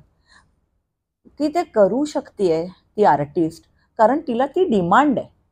तिला जर डिमांडच नसती तर ती कसं करू शकली असती. सो जेवढं आपण त्या व्यक्तीला बोलणार तेवढंच समोरच्याला पण बोलायला पाहिजे. की आज मी बोलावतीये ना एवढ्या लाखाची सुपारी देऊन, मग मी का नको जाऊ. मी नाही जाणार आहे, मी जागची हलणार नाहीये, पण का नाही जाणार ती व्यक्ती जर तिच्यासाठी पैसा हा सगळ्यात आधी येतोय तर. सो मला असं वाटतं दोन्ही बाजूंनी ते आहे. आणि अर्थात त्यासाठी तिने तो फॉर्म नाही निवडायला पाहिजे होता असं मला वाटतं. तिने जनरल बॉलिवूड म्हणून किंवा असं जर परफॉर्म केलं असतं तर एवढा तिच्यावरही तो बूमरँग झाला ना, तर तो झाला नसता. म्हणजे I have seen her, she is a good performer खरं तर. आणि मी तर म्हटलं की if she comes in the industry she has future खरं. पण तिथल्या त्या फास्ट मनीची इतकी सवय होते लोकांना की जेवढं आपल्याला असं वाटतं हिरोईन होणं सोपं आहे तेवढं नाही आहे ना. तर इथे येऊन जी मेहनत आहे हिरोईनला ती थोडीशी कठीण आहे करणं बहुतेक. तो पेशन्स खूप वेगळा लागतो हिरोईन होणं आणि मग ते टिकवणं यासाठी. सो कदाचित त्याची तयारी नसेल समोरच्याची म्हणून असेल. पण मला वाटतं की रितसर तिने त्याची माफी मागितली आहे आणि याचं आपण म्हणतो ठीक आहे आता कायच म्हणजे घेऊन म्हणजे सुधारतील लोक. फक्त सगळ्यांनीच याचं भान ठेवायला हवं असं मला वाटतं. आणि म्हणजे सगळ्यांनी म्हणजे प्रेक्षकांनी पण आणि ऑर्गनायझर्सनी पण असं तिला म्हणायचंय त्या सगळ्यामध्ये. पण ह्या सगळ्यामध्ये ना अजून एका गोष्टीचा इम्पॅक्ट खूप आपल्या समाजावर पडलाय तो म्हणजे रियालिटी शोज. त्याचं चित्र पण खूप बदललंय. म्हणजे जेव्हा आम्ही एकापेक्षा एक सुरू केलं तेव्हा अगदी इनिशियल स्टेजेस होती रियालिटी शोजची. मराठीत तर अगदीच नवीन हो होतं. हो पण आता ना रियालिटी शोजचं पण स्वरूप खूप बदलत चाललंय. रियालिटी शो मध्ये चॅनलचा खूप हस्तक्षेप होतो, हो फेव्हरेटिझम होतं, स्पॉन्सरचं म्हणणं वेगळं असतं. होय नव्हतं आमच्या वेळेस. हा करेक्ट. या सगळ्याचा जजिंगवर खूप इम्पॅक्ट होतो हम्म. आणि मग लोकांची आवड वेगळी होते, चॅनलची आवड वेगळी दिसते. हे सगळं घडायला लागलंय. तुझा एक्सपिरियन्स काय आहे रियालिटी शोचा? जेव्हा मी रियालिटी, एकतर मी कॉम्पिटिशन वाली नाहीये. रियालिटी शो मी एकापेक्षा एक केलं, ते पण माझ्या अगदी म्हणजे बंदूक ठेवल्यामुळे मी ते केलं. पण कारण मला सगळ्यांना माहितीये पण ती ठेवली म्हणून मी ते केलं. पण त्याचा अर्थात मला फायदा झाला खूप. नाही म्हणणार नाही, मी खूप नवं शिकायला गोष्टी मिळाल्या, नवीन नवीन एक्सपेरिमेंट्स करायला मिळाली. पण जेव्हा मी रियालिटी शोज खरं तर त्याआधी मी आणि सचिन गोस्वामी आम्ही सगळ्यात आधी रियालिटी केला होता. काहीतरी काय नाव होतं, नुपूर वगैरे असं काहीतरी, आय डोंट रिमेंबर का काहीतरी असं, खूप वर्ष आधी, सगळ्यात आधी एकदम खूप वर्ष झाली त्याला. तर तेव्हा किंवा नंतरही एकापेक्षा एक केलं तेव्हाही आमच्या मध्ये काही कोणी इंटरफिअर करतंय किंवा ह्याच्याबद्दल असं काही नव्हतंच. कारण आम्ही आमचंच केलंय. मला जे वाटलं ते मी त्या अख्ख्या रियालिटी शो मध्ये केलं. मला वाटलं हा फॉर्म करायचा आणि मी खूप क्लासिकल फॉर्म्सची एक्सपेरिमेंट्स पण केली. मी छाऊ केला, मी ओडिसी केलं, मी कथक केलं. म्हणजे मला जे हवं होतं ते मला त्या रियालिटी शो मध्ये करायला मिळालं. आय एम व्हेरी फॉर्च्युनेट की ना चॅनलनी, ना कुणी ऑर्गनायझरनी, ना प्रोडक्शननी, ना कुणी माझ्यावरती तो दबाव नाही आणला की हे असं करू नको. पण तो खूप अप्रतिम एक्सपिरियन्स होता. आता अर्थात कालांतराने खूप बदललंय ना हे सगळं चित्र. आणि मग ब्रँडचं म्हणणं असतं, ह्याचं म्हणणं असतं. सो म्हणून खूप वेळा त्या परीक्षकाला खरं तर खूप वेगळं म्हणायचं असतं. पण जसं आता हिंदी रियालिटीमध्ये नाही का क्रिएट करतात गोष्टी आणि खूप आजूबाजूच्या खूप गोष्टी असतात. मग असं खूप पर्सनल वरती बोललं जातं. मग इंटरनल काहीतरी फालतूगिरी असते, कोणाची तरी काहीतरी उगाच कोणतरी कोणाला चढवत असतं, कोणाला तरी कोणतरी आवडतं वगैरे वगैरे. ती नशिबानी मराठीत आमच्या नाहीये. ते एक माझं भाग्य आहे बाबा की कितीही तो इंटरफिअरन्स असू दे, पण ह्या गोष्टी अजून मराठीत आल्या नाहीयेत. जे तर म्हणेन मी की ते खूपच मोठी गोष्ट आहे. आणि म्हणून निदान ऑडियन्स ते बघतंय त्या ह्यानी. सगळीकडेच हा इंटरफिअरन्स होतो असं मला वाटत नाही. काही वेळा होत असेल, पण मला तो भाऊ कधी एक्सपिरियन्स आला नाहीये. कदाचित मला सांगितलं असतं इंटरफिअरन्स होईल तेव्हा तर वेगळीच गोष्ट होती. पण आता बहुतेक म्हणून मला कोणी बोलवलं नाहीये. कारण एकतर मी ट्रॅव्हल पण करते, पण तरी पण बहुतेक त्यांना असं झालं असेल की काय बोलेल याची गॅरंटी नाही आणि हिला आवरू शकत नाही आणि हिला प्रॉम्प्टही करू शकत नाही, म्हणून मला बहुतेक बोलवत नाही. आणि मला वाटतं की मला बोलवलं तर मी अशीच असणार आहे. म्हणजे कारण मला खोटं बोलताच येणार नाही. बघ मी कसं बोलू खोटं. मी काही बोलायच्या आधी माझ्या डोळ्यातनच दिसायला लागेल की मला काय म्हणायचंय. म्हणजे मला आवडलं तेही डोळ्यात दिसणार आहे, मला नाही आवडलं तेही दिसणार आहे. पण म्हणजे पण तरी मला आवडेल पुन्हा आता, कारण खूप पद्धती खूप बदलल्या आहेत, खूप नव्या गोष्टी आल्या आहेत. तर असं बोलवलं असं थोड्या वेळा करता तर मी जाईन. खूप वेळा करता जाईन की नाही मला माहित नाही, पण असं शॉर्ट पिरियडसाठी असेल तर मी जाईन, मलाही आवडेल. काही मुलं म्हणजे अप्रतिम नाचतायत. म्हणजे कपॅसिटी काय असू शकते आणि काय एक्सपेरिमेंट्स करतात. म्हणजे बाकी सगळे सोडून दे की ते पाश्चात्याचं अनुकरण करतात वगैरे, ते वेगळी झाली गोष्ट. पण खरंच म्हणजे इतक्या छोट्या छोट्या बीट्स पकडणं किंवा काहीतरी वेगळंच ऍड करणं, थीम करणं, म्हणजे इतक्या गोष्टी आहेत त्याच्यात. म्हणजे आमचा वैभव आहे, वैभव एक इतकं वेगळ्या वेगळ्या गोष्टी करत असतो. किंवा आता फुलवा पण होती, तर म्हणजे आता त्यांचाच लेटेस्ट मी त्यांचाच पाहिलाय म्हणून. पण त्यांनी पण इतक्या वेगळ्या वेगळ्या गोष्टी, कारण ही हल्लीची मुलं आहेत ना, जशी ह्यांची टीम असते ना, तर त्या टीम मध्ये अजून खूप यंग मुलं असतात. ती इतकी म्हणजे अशी त्यांना आजूबाजूला काय घडतंय ना ते इतकं माहीत असतं की कुठे काय चाललंय, कुठे काय सध्या चलतीमध्ये आहे. तर त्यांना ते घेऊन त्याच्यावरती ती थीम करणं, त्याच्यावरती प्रॉप्स किती वेगळ्या वेगळ्या प्रकारची आली आहेत. म्हणजे त्यांनी ती जी गंमत आहे ती मला बघायला आवडेल. म्हणजे आणि कौतुक आहे या सगळ्या आत्ताच्या नवीन मुलांचं, कौतुक आहे. खूप अमेझिंग काम करतायत.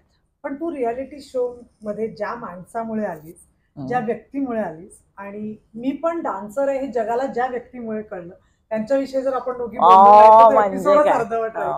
सचिन सरांविषयी, तू त्याला दादा म्हणते, सचिन सरांविषयी काय सांग? दादा, मी इंडस्ट्रीत जेव्हा आले तर माझं म्हणजे माझी काहीच ओळख नव्हती, म्हणजे कोणच मला ओळखत नसेल. आज जरा 4 लोक तरी मला ओळखत असतील, पण जेव्हा मी आले पहिल्यांदा तेव्हा मला वाटतं तेव्हा चित्रपट महोत्सव खूप काहीच तेव्हा इव्हेंट्स असायचे, त्यातला चित्रपट महोत्सव हा सगळ्यात मोठा इव्हेंट होता. तर मला वाटतं मला दादा पहिल्यांदा काही वर्ष झाली असतील, आता त्याला किती वर्ष झाली मला आठवत नाही, 25-26 वर्ष पूर्वी दादा बरोबर, म्हणजे माझं पहिलं काम पुरुदादांनी ते ऑर्गनाईज केलं होतं आणि दादा परफॉर्म करत होते. त्या दिवसापासून आजच्या दिवसापर्यंत त्या माणसाची एनर्जी एक कणही कमी नाही झालेली, वाढलीच असेल इनफॅक्ट. आणि शिकण्याची जिद्द, मला अतिशय अभिमान वाटतो ह्या गोष्टीचा आणि कौतुक वाटतं दादांचं.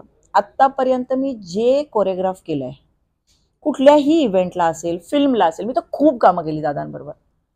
दादांनी मला आत्तापर्यंत एकदाही असं सांगितलं नाही की दीपा ही स्टेप मला जमत नाहीये, मी ही बदलू का, किंवा मी ही अशी करू का. म्हणजे ही किती मोठी गोष्ट आहे. आणि ते तर सहज म्हणू शकतात ते, पण त्यांना असं वाटतं की नाही, हे हिनी काहीतरी विचार करून बसवलं असेल तर हे असंच असायला पाहिजे. त्यांनी कधीच मला हे सांगितलं नाहीये आणि म्हणून बहुतेक खूप मोकळेपणाने आणि असं मस्त काम करता येतं दादांकडे. आणि त्यांना माहिती आहे माझी आवड खाण्याची, त्यामुळे ज्या दिवशी मी सेटवर येणार त्या दिवशी एकदम स्पेशल मेन्यू असतो. आणि दोन्ही गोष्टी म्हणजे काम आणि खाणं, या दोन्ही गोष्टी इतक्या मनसोक्त करता येतात दादांबरोबर. दादांमुळे छान किस्सा सांग मला. गॉड, खूप खूप आहे, खूप आहे. वहिनींचा आम्ही आयडियाची कल्पनाचं एक गाणं करत होतो, त्यात तर सगळे एक्के होते मराठीतले. अशोक मामा, महेश दादा कोठारे, दादा, वहिनी, निर्मितीताई आणि दगड तू पण होतीस की. ऐकते प्लीज, मी ऐकते आयडियाची कल्पना. मी विसरली. भगवान सर प्लीज बघा दीपाली आठवलं, पण शेवटी होईना आठवलं. तेव्हा तुला आठवतंय आपली 7ची शिफ्ट होती. आप्पांनी सगळ्यांना अगदी कॉल करून बघा कुठे पोचलात वगैरे आप्पा विचारायचे. आणि मग आम्ही एकदम, एक तर सगळ्यात महत्वाचं हे तर मला सांगायचंच आहे, 7च्या शिफ्टला 6:45 किंवा 7ला रोल होणं, ते पण हे सगळे एक्के सेटवर असताना, काय म्हणजे तिकडे मामा वगैरे असे खुर्चीत बसले होते. मला म्हणलं, आम्ही इकडे बसलोय, कधी ते आम्हाला बोलव. काय कुठे असतं हल्ली असं 9ला वगैरे मला धडधड व्हायला लागतं छातीत माझ्या, की 7ची शिफ्ट आहे यार, रोल करा. दादांकडे हे प्रेशरच नाही, उत्तम काम होतं. आणि वहिनी गेस्ट होत्या त्या गाण्यात, तुला आठवतंय, एकदम छोटासा चंक होता वहिनींचा आणि दादांचा. आणि एक छोटा सिक्वेन्स आहे, समज पहिला असं काहीतरी एका चंक मध्ये सुप्रियाताई आणि सर म्हणून येतात कॅरेक्टर सोडून, एकदम छोटूस चंक आहे. आणि त्याच्यात समजा काहीतरी अशी स्टेप असेल 1 2 3 4 5, तर ना काहीतरी मला आठवत नाहीये, पण ज्याच्यात ना त्या सतत लेफ्टनी सुरू करत होत्या आणि दादा राईटनी सुरू करत होते. 2दा झालं तर सिंक नाही होत होतं, मग ते मजा नाही येत होती. मग ना एका पॉइंटला मी दादांना असं, त्यांना कळतच ना, तर मी दादांना असं जस्ट असं नजर केली की आता तुम्ही पण लेफ्ट करा. म्हणजे काय होईल, सिंक होईल ना. तर झालं सुरू, त्यांनी राईट केलं वहिनींनी आणि दादांनी थांबल्या. ओ चुकलाय तुम्ही, ते मला म्हटलं नाही वहिनी, एक मिनिट, ते चुकले नाही, तुम्ही मगासपासून लेफ्ट केलं होतात ना, म्हणून मग मी त्यांना म्हटलं की तुम्ही पण लेफ्ट करा.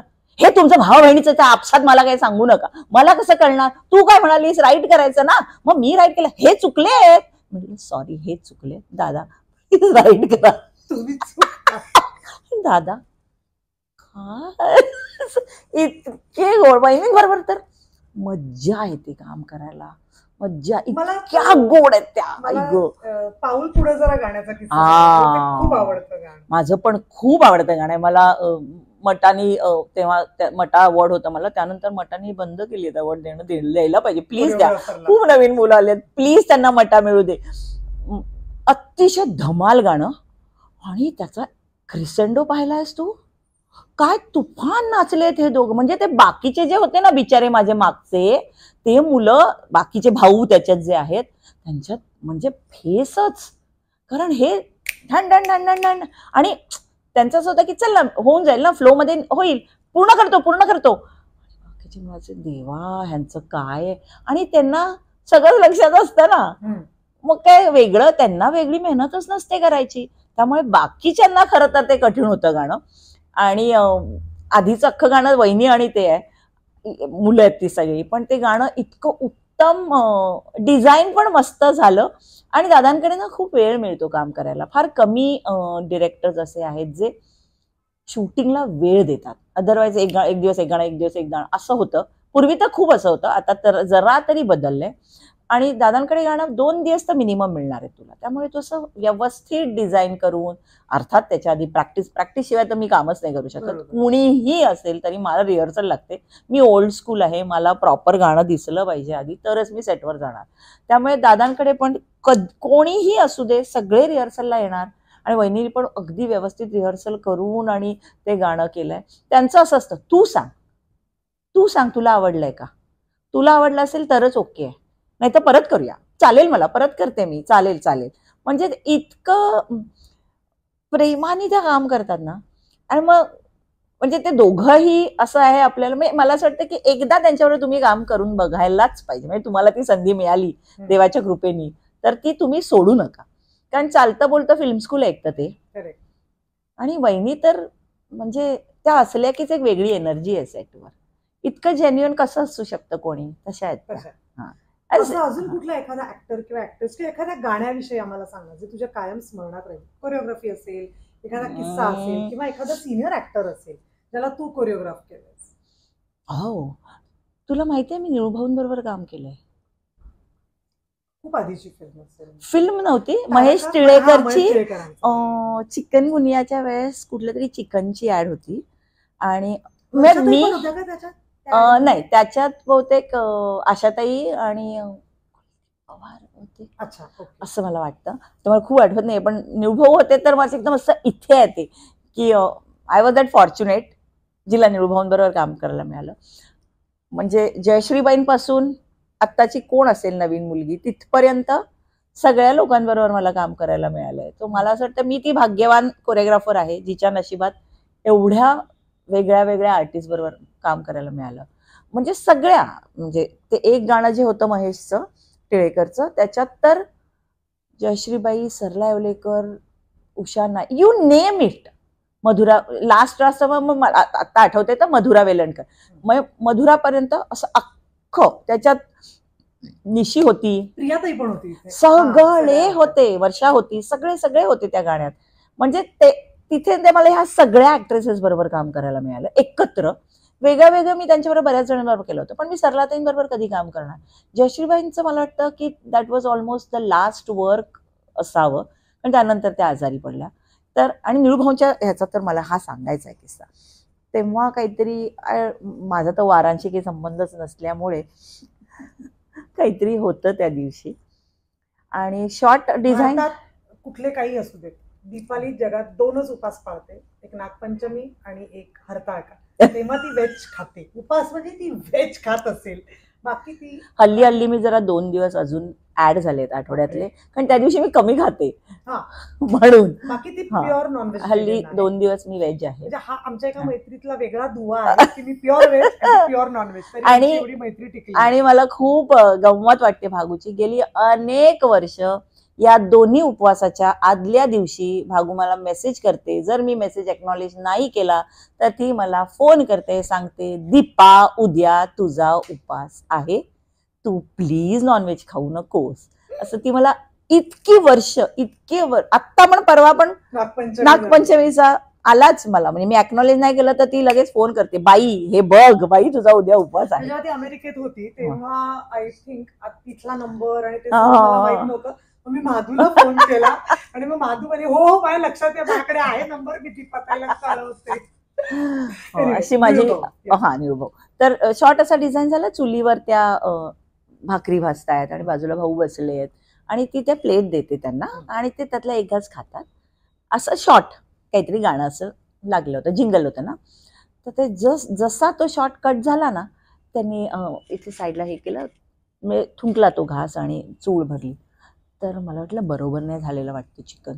तर भाऊला म्हटलं, भाऊ काय प्रॉब्लेम आहे का? ते म्हणाले, नाही नाही माझी संकष्टी आहे. मी म्हटलं मला तुम्ही सांगायला तर मी शॉर्टच वेगळा डिझाईन केला असता, मी तुम्हाला खायलाच दिलं नसतं. तर ते म्हणाले, नाही नाही नाही, तुमचं काम कसं बिघडवायचं, तुम्हाला ते तसं हवंय ना, उपास माझा आहे. मला रडायला आलं भागू. मला असं वाटलं कुठून, म्हणजे काय, एक तर ते तसेही ग्रेटच आहेत, पण जेव्हा मी त्यांच्याकडनं हे ऐकलं ना, म्हणजे पायात आपण पडतोच, पण मला वाटलं की हे कधी शिकणार आणि असं कधी आपल्याला येणार काम करायला. सो मी ती लकी बाई आहे.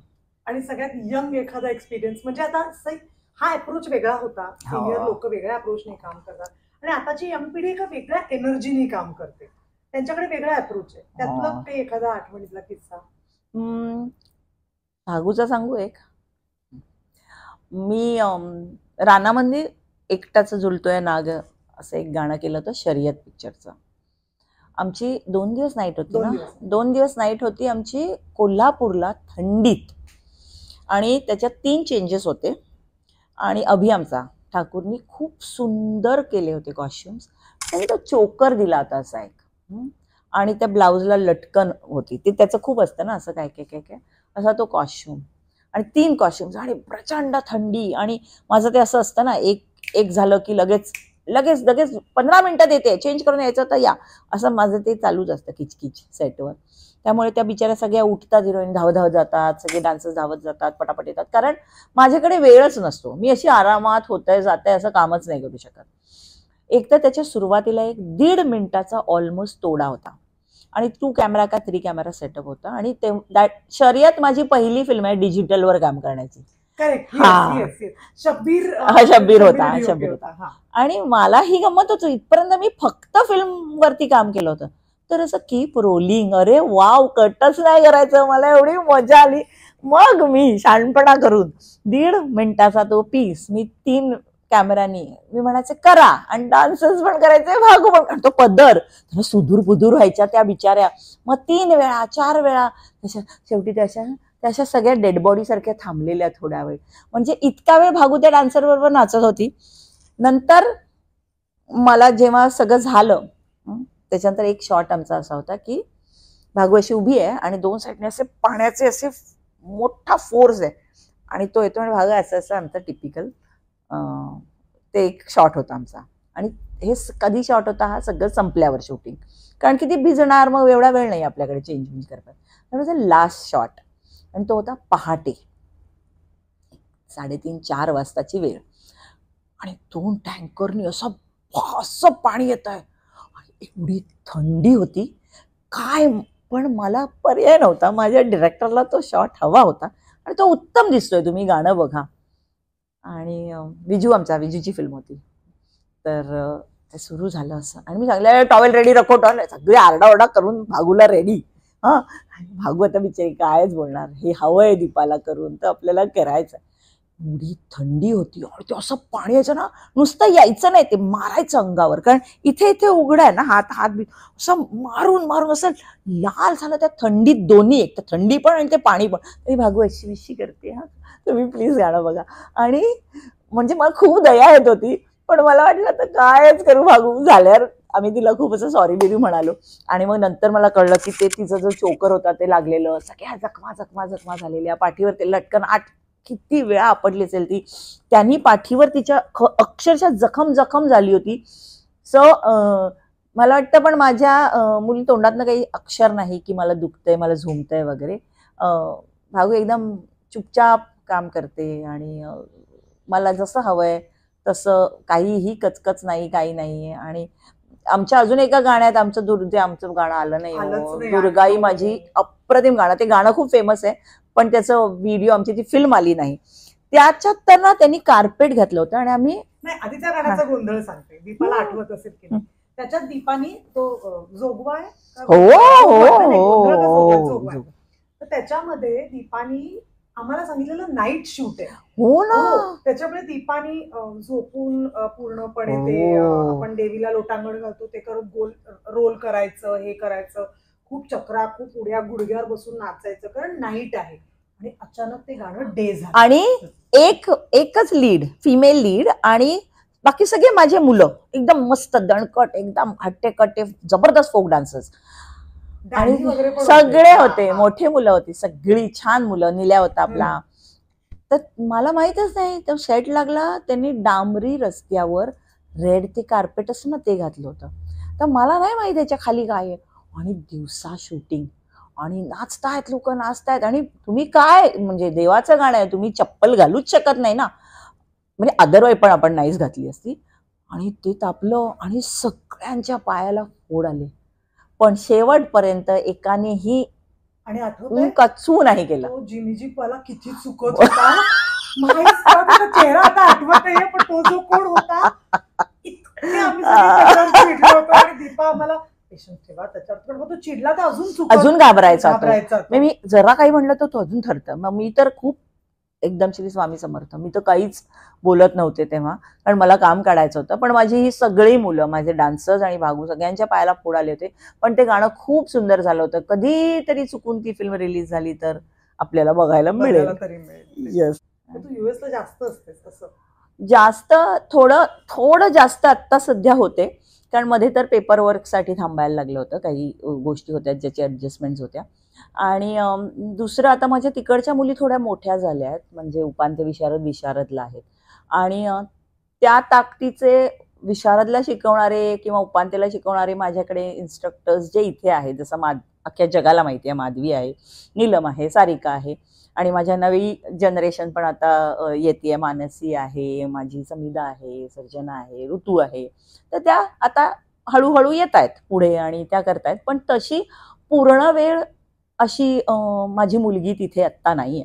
त्यामुळे त्या मुलींना ग्रूम करणं किंवा त्यांना शिकवणं ही जबाबदारी पूर्णपणे माझी आहे आत्ता सध्या. कारण इथे कसं ह्या खूप जबाबदारीने अकॅडमी सांभाळतायत, आणि अर्थात माझं हिटलरसारखं लक्ष असतंच, आणि ऑनलाईन क्लासेस आणि टीचर ट्रेनिंग वगैरे ते तर सगळं चालू आहे. पण तिथे पूर्ण वेळ मला लक्ष द्यावं लागतंय सध्या. त्या तिथल्याही मुली फार उत्तम काम करतायत, जसं आता वृषाली आहे, स्वराली आहे, सानिका आहे, ज्योती आहे. ज्योती तर मॅक्झिमम वेळ अकॅडमीसाठी काम करते. आणि पण आहेत माझी मुलगी एक सोनैना, जी माझे अकाउंट्स बघते. असे अनेक विद्यार्थिनी आहेत ज्या आता जसं त्यांना जमेल, म्हणजे त्यांचं ऑफिस, त्यांचं संसार, त्यांची मुलं, त्यांचं जेवण, त्यांचं सगळं जे काही सगळं सांभाळून त्यांना जसं जमेल. आत्ता तर माझी एक जण प्रेग्नंट आहे, तरीही ती म्हणाली नाही नाही ताई आप नाही हो तो आय विल टेक केअर. म्हणजे इतक्या प्रेमाने त्या सगळ्या मुली माझ्या करतायत. नवी पिढी आता येते, एक सुरभी आहे, मंजिरी आहे, निकिता आहे. सो आता तो पसारा आता मोठा होतोय, पण अजून त्यांच्याकडे मला लक्ष द्यायला लागेल. मग त्या इंडिपेंडेंटली जशा ह्या भारतात काम करतात तशा त्या अमेरिकेत काम करतील, आणि मग मला अजून कुठेतरी तिसरीकडे जाऊन बसता येईल. सो वेळेला ना दीपा, अनेक लोक असे असतात की जे म्हणतात की भारताची संस्कृती अशी मोठी आहे, भारताच्या संस्कृतीसाठी आपण काहीतरी केलं पाहिजे. म्हणजे पुलंचंच एक वाक्य आहे की अमेरिकेत राहून असं म्हणू शकत नाही मराठी संस्कृती टिकली पाहिजे, त्यासाठी तुम्हाला एफर्ट्स घ्यावे लागतात. भारतात भरतनाट्यम, स्पेसिफिकली भारतामध्ये म्हणते, भारतात भरतनाट्यम, कुचिपुडी, ओडिसी, कथ्थक, मणिपुरी काही फॉर दॅट मॅटर असेल, हे सगळे भारताच्या संस्कृतीचे नृत्य प्रकारातले एक भाग आहे. ती संस्कृती घेऊन तू युएसला गेलीस, हा विचारच तुझ्या मनात कसा आला होता? म्हणजे हे बघ, आता तुझं सगळं सेट आहे, पण कधीतरी तर विचार पहिल्यांदा मनात आला असेल. आधी ना मी 2010ला गेले होते एकदा अमेरिकेत, पण तेव्हा एक तर तनया पण लहान होती. सो आणि खूपच एकदम इथपर्यंत बुडलेल्या कामात होते मी, माझ्या मुली पण छोट्या होत्या. तर तेव्हा काही माझ्या असं डोक्यात नाही आलं की आपल्याला काहीतरी केलं पाहिजे, करायला हवं या देशात. मग मी 2015ला गेले होते BMM साठी. तेव्हा मला असं वाटलं की काहीतरी करू शकतोय का आपण, कारण तेव्हा तनया मला वाटतं 9वी वगैरे मध्ये होती, तर थोडी मोठी झाली होती. तर मी म्हटलं की एकदा प्रयत्न करून बघूया की आपल्याला काही जमेल का. आणि मग ती सगळी प्रोसेस सुरू झाली. 2015ला ती प्रोसेस सुरू झाली. आधी तर काहीच नाही. माझ्या आजूबाजूला माझ्या आयुष्यात कोणीही असं नाहीये जो मला याच्यासाठी गाईड करू शकेल. त्यामुळे मी खूप चुका केल्या. त्या चुकांमधनं मी शिकत गेले. खूप पैसे घातले. अर्थात नवऱ्याचे, भावाचे त्यांचेच घातले. त्याच्यामुळे मला कोणी असं विचारायला आलं नाहीये की या पैशांचं काय झालं. पण खूप शिकत, चुका करत 2017ला फायनली माझा विजा झाला आणि आपली एक छोटीशी कंपनी आहे कॅलिफोर्नियात, ज्या कंपनीसाठी मी काम करते आणि ती भारतीय शास्त्रीय नृत्य आणि भारतीय संस्कृतीचा प्रसार आणि प्रचार करते. कुठेही माझ्या संस्कृतीला, माझ्या काय म्हणू आत्तापर्यंतच्या मला जे काही शिक्षण मिळाले त्याला कुठेही धक्का न लागता, जे मी इथे पण जपलं, मला जे शक्य आहे माझ्या बाउंड्रीजमध्ये राहून ते मी अमेरिकेत करते. कारण सुरुवातीला जाऊन लगेचच कथकचे क्लासेस करूया असं होऊ नाही शकत होतं. कारण मला माहीत नव्हतं की मला आवडणार, मला नाही आवडणार, मग कमर्शियली काय होणार. अर्थात तो विचारच नव्हता, कारण मी खूप पहिले काही वर्ष खूप financially it was very tough. तर ते सगळं केलं आणि पहिल्यांदा मला वाटतं साधारण 1 वर्षभर मी सेमी क्लासिकलचे वर्कशॉप्स घेतले, फोक डान्सचे वर्कशॉप्स घेतले. सगळ्यात आधी तर माझ्या गुरु श्रीमती आशा जोगळेकर, त्यांच्यामुळे आज मी तुझ्या समोर बसले आहे सगळ्यात पहिलं. मग माझे सर, आमचे पुरव सर, ज्यांनी फोक डान्स कशाशी खातात आणि कोरिओग्राफी म्हणजे काय हे मला शिकवलं. म्हणजे नुसतं बसून कशी अप्रतिम कोरिओग्राफी होऊ शकते हे सरांपेक्षा कोणालाच येणार नाही असं मला वाटतं. आणि मावशींनी मी जसं म्हणते कायम की नुसता नाच नाही शिकवला, नाच तर सगळे शिकवतात ना, पण त्यांनी तुम्ही एक माणूस म्हणून कसं प्रेझेंट व्हायचंय, तुम्हाला तुमच्या कलेमध्ये आधी पारंगत असायला हवं जेव्हा तुम्ही दुसऱ्याला काही शिकवायला जाल. त्यामुळे मावशींचे संस्कार हे कायम गाठीशी असल्यामुळे मला वाटतं की मी हे धाडस करू शकले. आणि अर्थात दोन्हीकडचा सपोर्ट, सासर माहेर, हे तुमचं स्ट्रॉंगच असायला लागतं असं मला वाटतं जर तुम्हाला खरंच आयुष्यात काहीतरी करायचं असेल तर.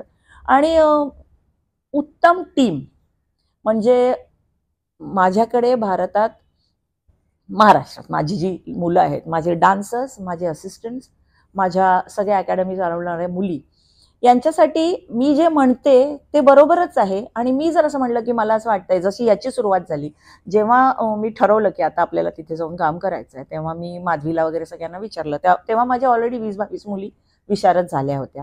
त्यातल्या काही आत्ता जे मी नावं घेतली त्या पूर्ण वेळ अकॅडमीचं काम करतात.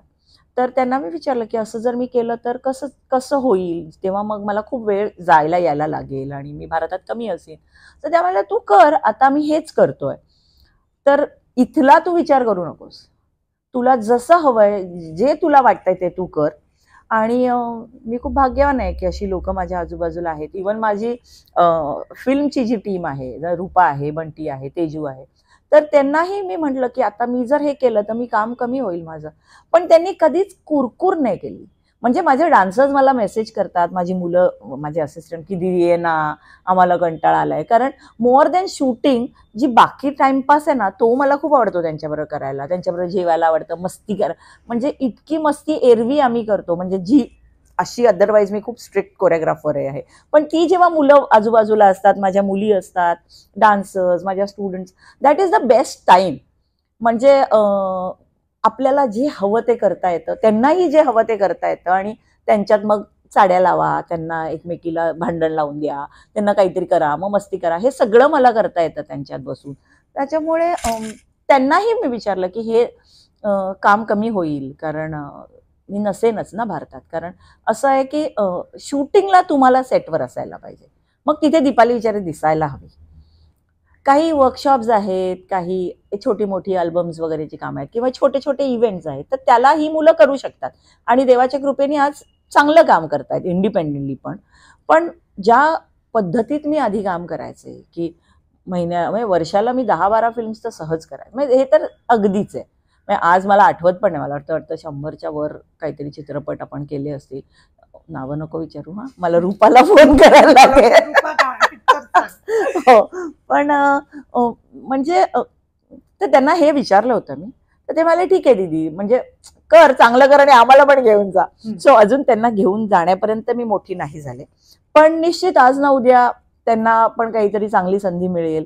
आणि पण जेव्हा मी भारतात येते आणि किंवा ठरवून करते की आपल्या आपल्या लोकांच्या फिल्म्स आहेत किंवा माझ्या डेट्स प्रमाणे किंवा त्यांच्याप्रमाणे माझं विजिट, हे सगळं मी तसं प्लॅन करते की आल्यावर एखाद दुसरं तरी गाणं करायला मिळावं किंवा एखादं काहीतरी प्रोजेक्ट करायला मिळावं, जेणेकरून ते मला भेटतील आणि माझे डान्सर्स मला भेटतील, त्यांच्याबरोबर मजा करता येईल. आणि काही नाही तर म्हणजे माझ्याकडनं काहीतरी मी त्यांना टोकन मी आल्यावर देऊ शकेन. सो असं काहीतरी प्लॅन करते.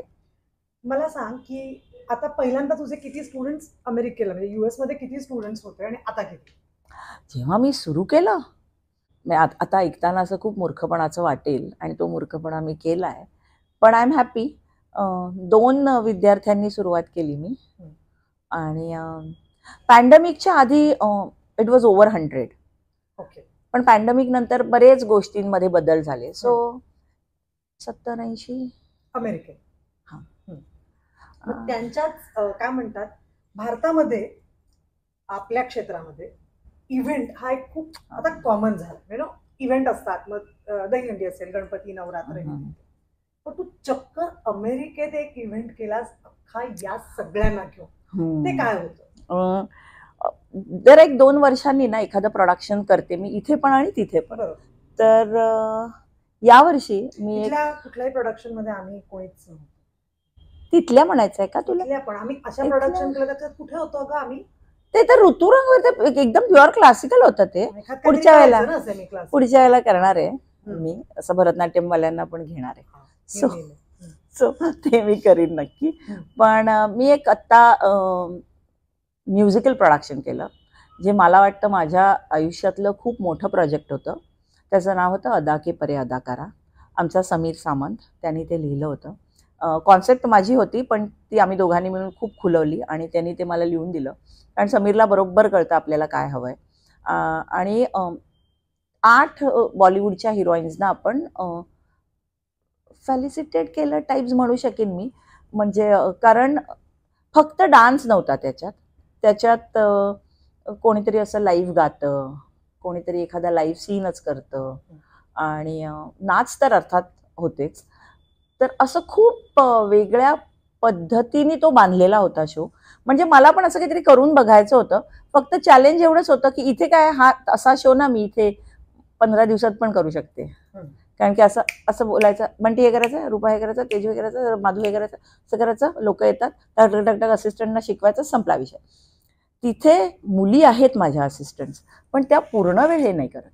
त्यामुळे त्यांच्यासाठी पण खूप मोठं चॅलेंज होतं. आणि आम्ही हे मला वाटतं 6 महिने करत होतो, कारण विकेंड्सना जमतं ना काम करायला. तर विकेंड्सना ठरलेल्या वेळी सकाळी 7ची रिहर्सल आणि 3 डिफरंट लोकेशन्स असायची. त्या शोमध्ये 8 वेगळ्या वेगळ्या बॉलिवूडच्या हिरोईन्सना पोर्ट्रे केलं होतं. आणि त्यातलं सगळं म्हणजे ऍक्टिंग, डान्स, काय जे असेल, गाणं, हे सगळं माझ्या विद्यार्थ्यांनी केलं. आणि मग काही ऑडिशन्स केल्या, कारण मेल माझ्याकडे नाही आहेत शिकणारे किंवा, पण छान 2-3 छान मुलं आली. मला अँकर पण खूप सुंदर मिळाला, धनंजय नावाचा गोड मुलगा आहे, त्यांनी अँकरिंग केलं. आणि हा शो हिंदी होता, त्यामुळे मला मराठीतलं हिंदी नको होतं, हिंदी हवं होतं. आणि असं नाही की मला मराठी प्रमोट नाही करायची होती, पण मी ज्या भागात राहते तिथे फक्त मराठी लोक नाही आहेत, त्यामुळे इंग्लिशमध्ये मला करायचा नव्हता, कारण माझ्या भावना मी फार फार तर हिंदीत व्यक्त करू शकीन. इंग्लिशमध्ये त्याचं सगळी गंमत निघून गेली असती. म्हणून हा अख्खा शो हिंदीत होता आणि हिंदीच्या ॲक्ट्रेसेस होत्या. आणि खूप त्यांनी प्रत्येक मुलीने, इव्हन माझ्या सगळ्या असिस्टंट्सनी, मधू म्हणून माझी एक मुलगी आहे जिनी, शी इज अ गुड डिरेक्टर, तर तिला मी एकदा हे सगळं एकदा सीन बांधला की बाकी सगळं पॉलिशिंगचं काम तिचं होतं. बाकीच्या ह्या 4 लीडर्स होत्या माझ्या, स्वराली, वृषाली, सेम अगेन, सानू आणि ज्योती. तर या 4 लोकेशन्स मध्ये हे सगळं चालायचं, रिहर्सल्स, आणि एव्हरी सॅटर्डे. सो मी एका लोकेशनला 1.5 तास थांबायचे, then I use to drive अर्धा तास, मग दुसरं location I use to drive अर्धा तास, असं करत करत मग दुपारपर्यंत आम्ही त्या रिहर्सल्स करायचो. आणि नंतर मात्र थोडा जास्त वेळ, मग एकत्र रिहर्सल, असं करून ते एक उत्तम प्रोजेक्ट, जे खूप खर्चिक पण होतं, पण म्हटलं एकदा बघूया ना करून. आणि इंडियाहून कॉस्ट्युम्स करून दिले होते, सगळं आउट, म्हणजे इंडियात तर पाहिजेच ना, त्याच्या सपोर्ट शिवाय मी काहीच नाही करू शकत. माझी विनी आहे, विनीता फोंडेकर माझी मुलगी, तिने सगळं कंपायलेशन करून दिलं होतं म्युझिकचं. आणि येस, नुपुरा, आमची नुपुरा आहे जी आत्ता लग्न होऊन US ला गेली आहे, she is a good music director. तर नुपुराने पूर्ण बॅकग्राऊंड स्कोअर केलं होतं त्याचं. आणि नुपुराने त्याचं मला टायटल हवं होतं त्याचं. शी क्रिएटेड एक उत्तम टायटल केलं तिने त्याचं, आणि ते इतकं आवडलं लोकांना, आणि सगळ्यांनी खूप आपलं म्हणून काम केलं त्या अख्ख्या प्रकारात. म्हणजे माझी शुभा आहे जिने अख्खं कॉस्ट्युम्स, कारण कॉस्ट्युम जरी इथे बनले तरी त्याचं अख्खं कॉर्डिनेशन करणं खूप मोठी गोष्ट आहे ना. आणि असे थोडे लोक नव्हते त्या अख्ख्या शोमध्ये, साधारण 50-55 लोक होती. सो असा मोठा ताफा होता त्याचा. पण खूप मजा आली ती अख्खी प्रोसेस. मला स्वतःला खूप शिकायला मिळालं, ज्या गोष्टी मी आधी कधीच केल्या नव्हत्या. आणि इंडियात काय ना, आपल्याला आपण संतोष दादांना फोन करतो फुटाणीना, दादा एक कर्टन हवाय, दादा 2 लेवल्स मिळतील का, ते सगळं मिळतं ना आपल्याला. तिथे आपणच त्या माझ्या मुलींनीच त्या लेवल्स बनवल्या, आणि ते काय सगळं फ्रेम्स तनयाने, आणि त्यांची ती टीम होती, एक प्रॉपची एक टीम, ह्याची एक टीम, तिथे खूप शिस्तबद्ध सगळं टीम बीम. मला आधी झेपायचंच नाही हे, मला व्हायचं चला ना करा ना काय आहे, पण त्यांचं असं खूप सिस्टमॅटिक आहे, ह्यांचं हे ह्यांचं हे ह्यांचं हे. पण त्यांनी खूप उत्तम काम केलं सगळ्या मुलींनी. कारण थिएटर बुकिंगचं परत ते मिनल म्हणून माझी एक मुलगी आहे, ती आणि जीव बघायच्या. सो खूप सॉर्टेड होतं, म्हणून मला कॉन्सन्ट्रेट करता आलं कामावर. आणि त्यांनी खूप मेहनत, त्यांच्यासाठी पेपर थोडा कठीण होता कठीण होता पेपर, पण त्यांनी खूप सुंदर केलं. आम्ही अजून काही शोज त्याचे करू. तुम्ही BMM ला पण या सगळ्या मुलींनी BMM ला एक मोहन काका म्हणून आहेत आमचे, त्यांची कॉन्सेप्ट होती. मला BMM ला मी नव्हतं, माझ्या कंपनीचं प्रोडक्शन नव्हतं, त्यांचं प्रोडक्शन होतं, ज्याच्यात दॅट वॉज इंटरेस्टिंग. मी पहिल्यांदाच असं केलं. म्हणजे डेन्व्हर, सियाटल आणि बेरियाची आपली संस्था, अशा 3 वेगळ्या वेगळ्या लोकांना, म्हणजे संस्थांना त्यांनी 20-20 मिनिटं दिली होती. आणि अर्थात त्याचं अख्खं बसून मी आणि मधुरा म्हणून माझी एक मैत्रीण आहे जी निवेदिका पण आहे उत्तम, तर आम्ही सगळ्यांनी मिळून त्याचा ग्राफ केला होता. आणि मग गाणी वगैरे करून प्रत्येकाला तशी डिवाइड केली होती गाणी. आणि ऑफकोर्स सिक्वेन्स ऑल्टरनेट होता. त्या मुलींनी त्यांच्या ठिकाणी त्यांची जी गाणी होती ती त्यांनी बसवली होती. काही गाणी होती जी मी ऑनलाईन बसवली. आणि मग शोच्या आधी 1-2 दिवस त्या मुली मला भेटल्या, आणि मग सगळ्यांनी ओपनिंग आणि क्लोजिंग तर एकत्र होतं सगळ्यांचं. So that was very interesting, की सियाटलचेच लोक आले आहेत आणि डेन्व्हरचेच लोक आले आहेत, ज्यांना मी कधी, सियाटलचे तर माझी ब्रांच पण होती आधी, त्यातले काही लोक माझे ओळखीचेच होते, पण डेन्व्हरला तर मी पाहिलंच नव्हतं कधी त्या मुलींना. आणि पण त्यांनी सगळ्यांनी खूप उत्तम काम केलं. So BMM was hit. मला आधी वाटलं की एवढा मोठा हॉल का दिलाय आम्हाला, येतील का लोक, तर लोक खाली विली बसली होती, साईडला उभी होती. आणि मग खूप उत्साह आला माझ्या मुलींना, आणि खूप सुंदर झाला तो शो. मग आत्ता एक नाफा फिल्म फेस्टिवल होतं, जे तर माझ्यासाठी खूपच स्पेशल होतं. कारण तेव्हा आपली सगळी लाडकी लोक तिथे आली होती मंडळी. महेश दादा होते, सचिन दादा होते, सुबोध होता, प्रसाद होता, सलील होता, खूप म्हणजे वहिनी होत्या, निवेदाताई होती. आणि बेस्ट गोष्ट अशी होती की त्या नाफामध्ये एक तर नवरा माझा नवसाचा 2 बद्दल बोलणार होते, मानापमानचा ट्रेलर लॉन्च होणार होता. आणि महेशदादांची एक फिल्म आहे ज्याच्यात उपेंद्र आणि सुबोधनी काम केलं आणि गौरी आहे, त्याचं प्रिव्ह्यू होतं तिथे. सो माझ्यासाठी खूप इम्पॉर्टंट होते ते 2 दिवस. त्याचं ओपनिंग एनिवेज आधी मला माहित पण नव्हतं की काय असणार आहे, पण त्याचं ओपनिंग तुम्ही कराल का म्हणून मला त्यांनी विचारलं संस्थेने त्यांच्या. तर मी म्हणलं ठीक आहे. क्लासिकल फोकची अशी एक मेडले केली होती आणि माझ्या मुली परफॉर्म करणार होत्या. आणि मग अचानक सोबत चला ऐक आपल्याला ते गाणं परफॉर्म करायचं.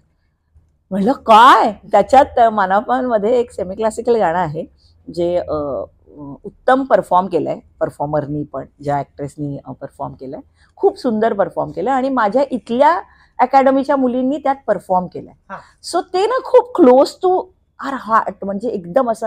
जेव्हा मी त्यांना म्हणलं की हे इथे करायचं तेव्हा त्यांना असं झालं तिथे का, सुबोध दादाला सांग प्लीज इथे करायचंय. मी म्हणलं हो. पण तिथल्या पण माझ्या मुलींनी खूप मेहनत केली. अगेन त्यांच्यासाठी खूप कठीण पेपर होता, कारण सेम कोरिओग्राफी माधवीनीच ऑनलाईन आधी बसवली, कारण मी बसवली असती तर वेगळी झाली असती. मला ती गॅरंटी नाही स्वतःवर, म्हणून माधवीनी केलं.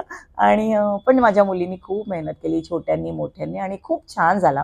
खूप कौतुक केलं सुबोधनी लोकांनी, आणि मग त्यांना खूप मजा आली माझ्या मुलींना. इट वॉज डिफरंट एक्सपिरियन्स, खूप मजा आली. फायनली आज महत् प्रयासानंतर तू मला पॉडकास्टसाठी एवढा वेळ दिलास त्याबद्दल थँक्यू. पण तिने फक्त मला पॉडकास्टसाठी वेळ दिला नाहीये, तर आम्ही आज जिथे पॉडकास्ट करतोय ते हॉटेल आहे दादरचं नव मेजवानी. जे मी खास ही पॉडकास्टची जागा दीपासाठी केली, कारण हे उत्तम सगळंच फूड मिळतं, पण इथले सी फूड ही इथली स्पेशालिटी आहे. आणि एका सी फूड लव्हरसाठी आज आम्ही हा स्पॉट निवडला. सो नव मेजवानीमध्ये म्हणून आम्ही तो पॉडकास्ट केला. सो थँक्यू, तू आलीस. मला पण एक थँक्यू म्हणायचं. प्लीज बोला. अर्थात मी भागू पुराण माझं संपणार नाही, पण म्हणजे ही कायम फाईट आहे. भागू का नशीब हे विचारलं नाही तिने की भार्गवी का मृण्मयी. नशीब मी त्या प्रश्नातून वाचले, त्या प्रश्नातून मी वाचले, कारण त्याला पण मी टायच म्हटलं असतं. पण खूप दिवस आमचं हे पकडापकडी चालू होती आणि मला खूप मस्त वाटलं भागू की आज इतक्या आरामात आपण खूप दिवसांनी गप्पा मारल्यात असं मला वाटतं. खूप वर्षांनी असे बसलो आणि इतकं मस्त मनसोक्त मलाही बोलता आलं आणि खूप नवे नवे प्रश्न होते, नव्या गोष्टी होत्या ज्या मी कधीच बोलले नसते कदाचित. ते आज बोललं गेलं तुझ्यामुळे आणि थँक्यू सो मच तुम्हाला बोलवलं. आणि स्पेशल थँक्स तर तुम्हाला इथे बोलवलंयस. सो हे तर म्हणजे काय. आणि तशीच दुसरी तुझी लाडकी आणि आवडती गोष्ट आहे साडी. मला खूप आवडतात साड्या. सो मेहरुन्निसा नावाचा एक ब्रँड आहे पुण्याचा. ते स्पेशली मराठी वेगवेगळ्या पद्धतीच्या साड्या प्रमोट करतात. तर त्यांच्याकडनं गोमदी साडी नावाचा एक प्रकार आहे तो. वाव. हे फर्स्ट ऑफ ऑल हे त्यांच्याकडनं गिफ्ट असं. वाव. ओ थँक्यू सो मच. थँक्यू. आणि या साडीची विशेष म्हणजे ही घडी अशीच असते. सो त्यांचं स्पेसिफिकली असं म्हणणं होतं की अशीच दे, कारण ती घडी अशी ती साडी बांधली जाते. So I show you. मला आवडतात खूप, पण एवढं ज्ञान माझं नाहीये. पण थँक्यू सो मच इतकी स्पेशल साडी मला पाठवल्याबद्दल.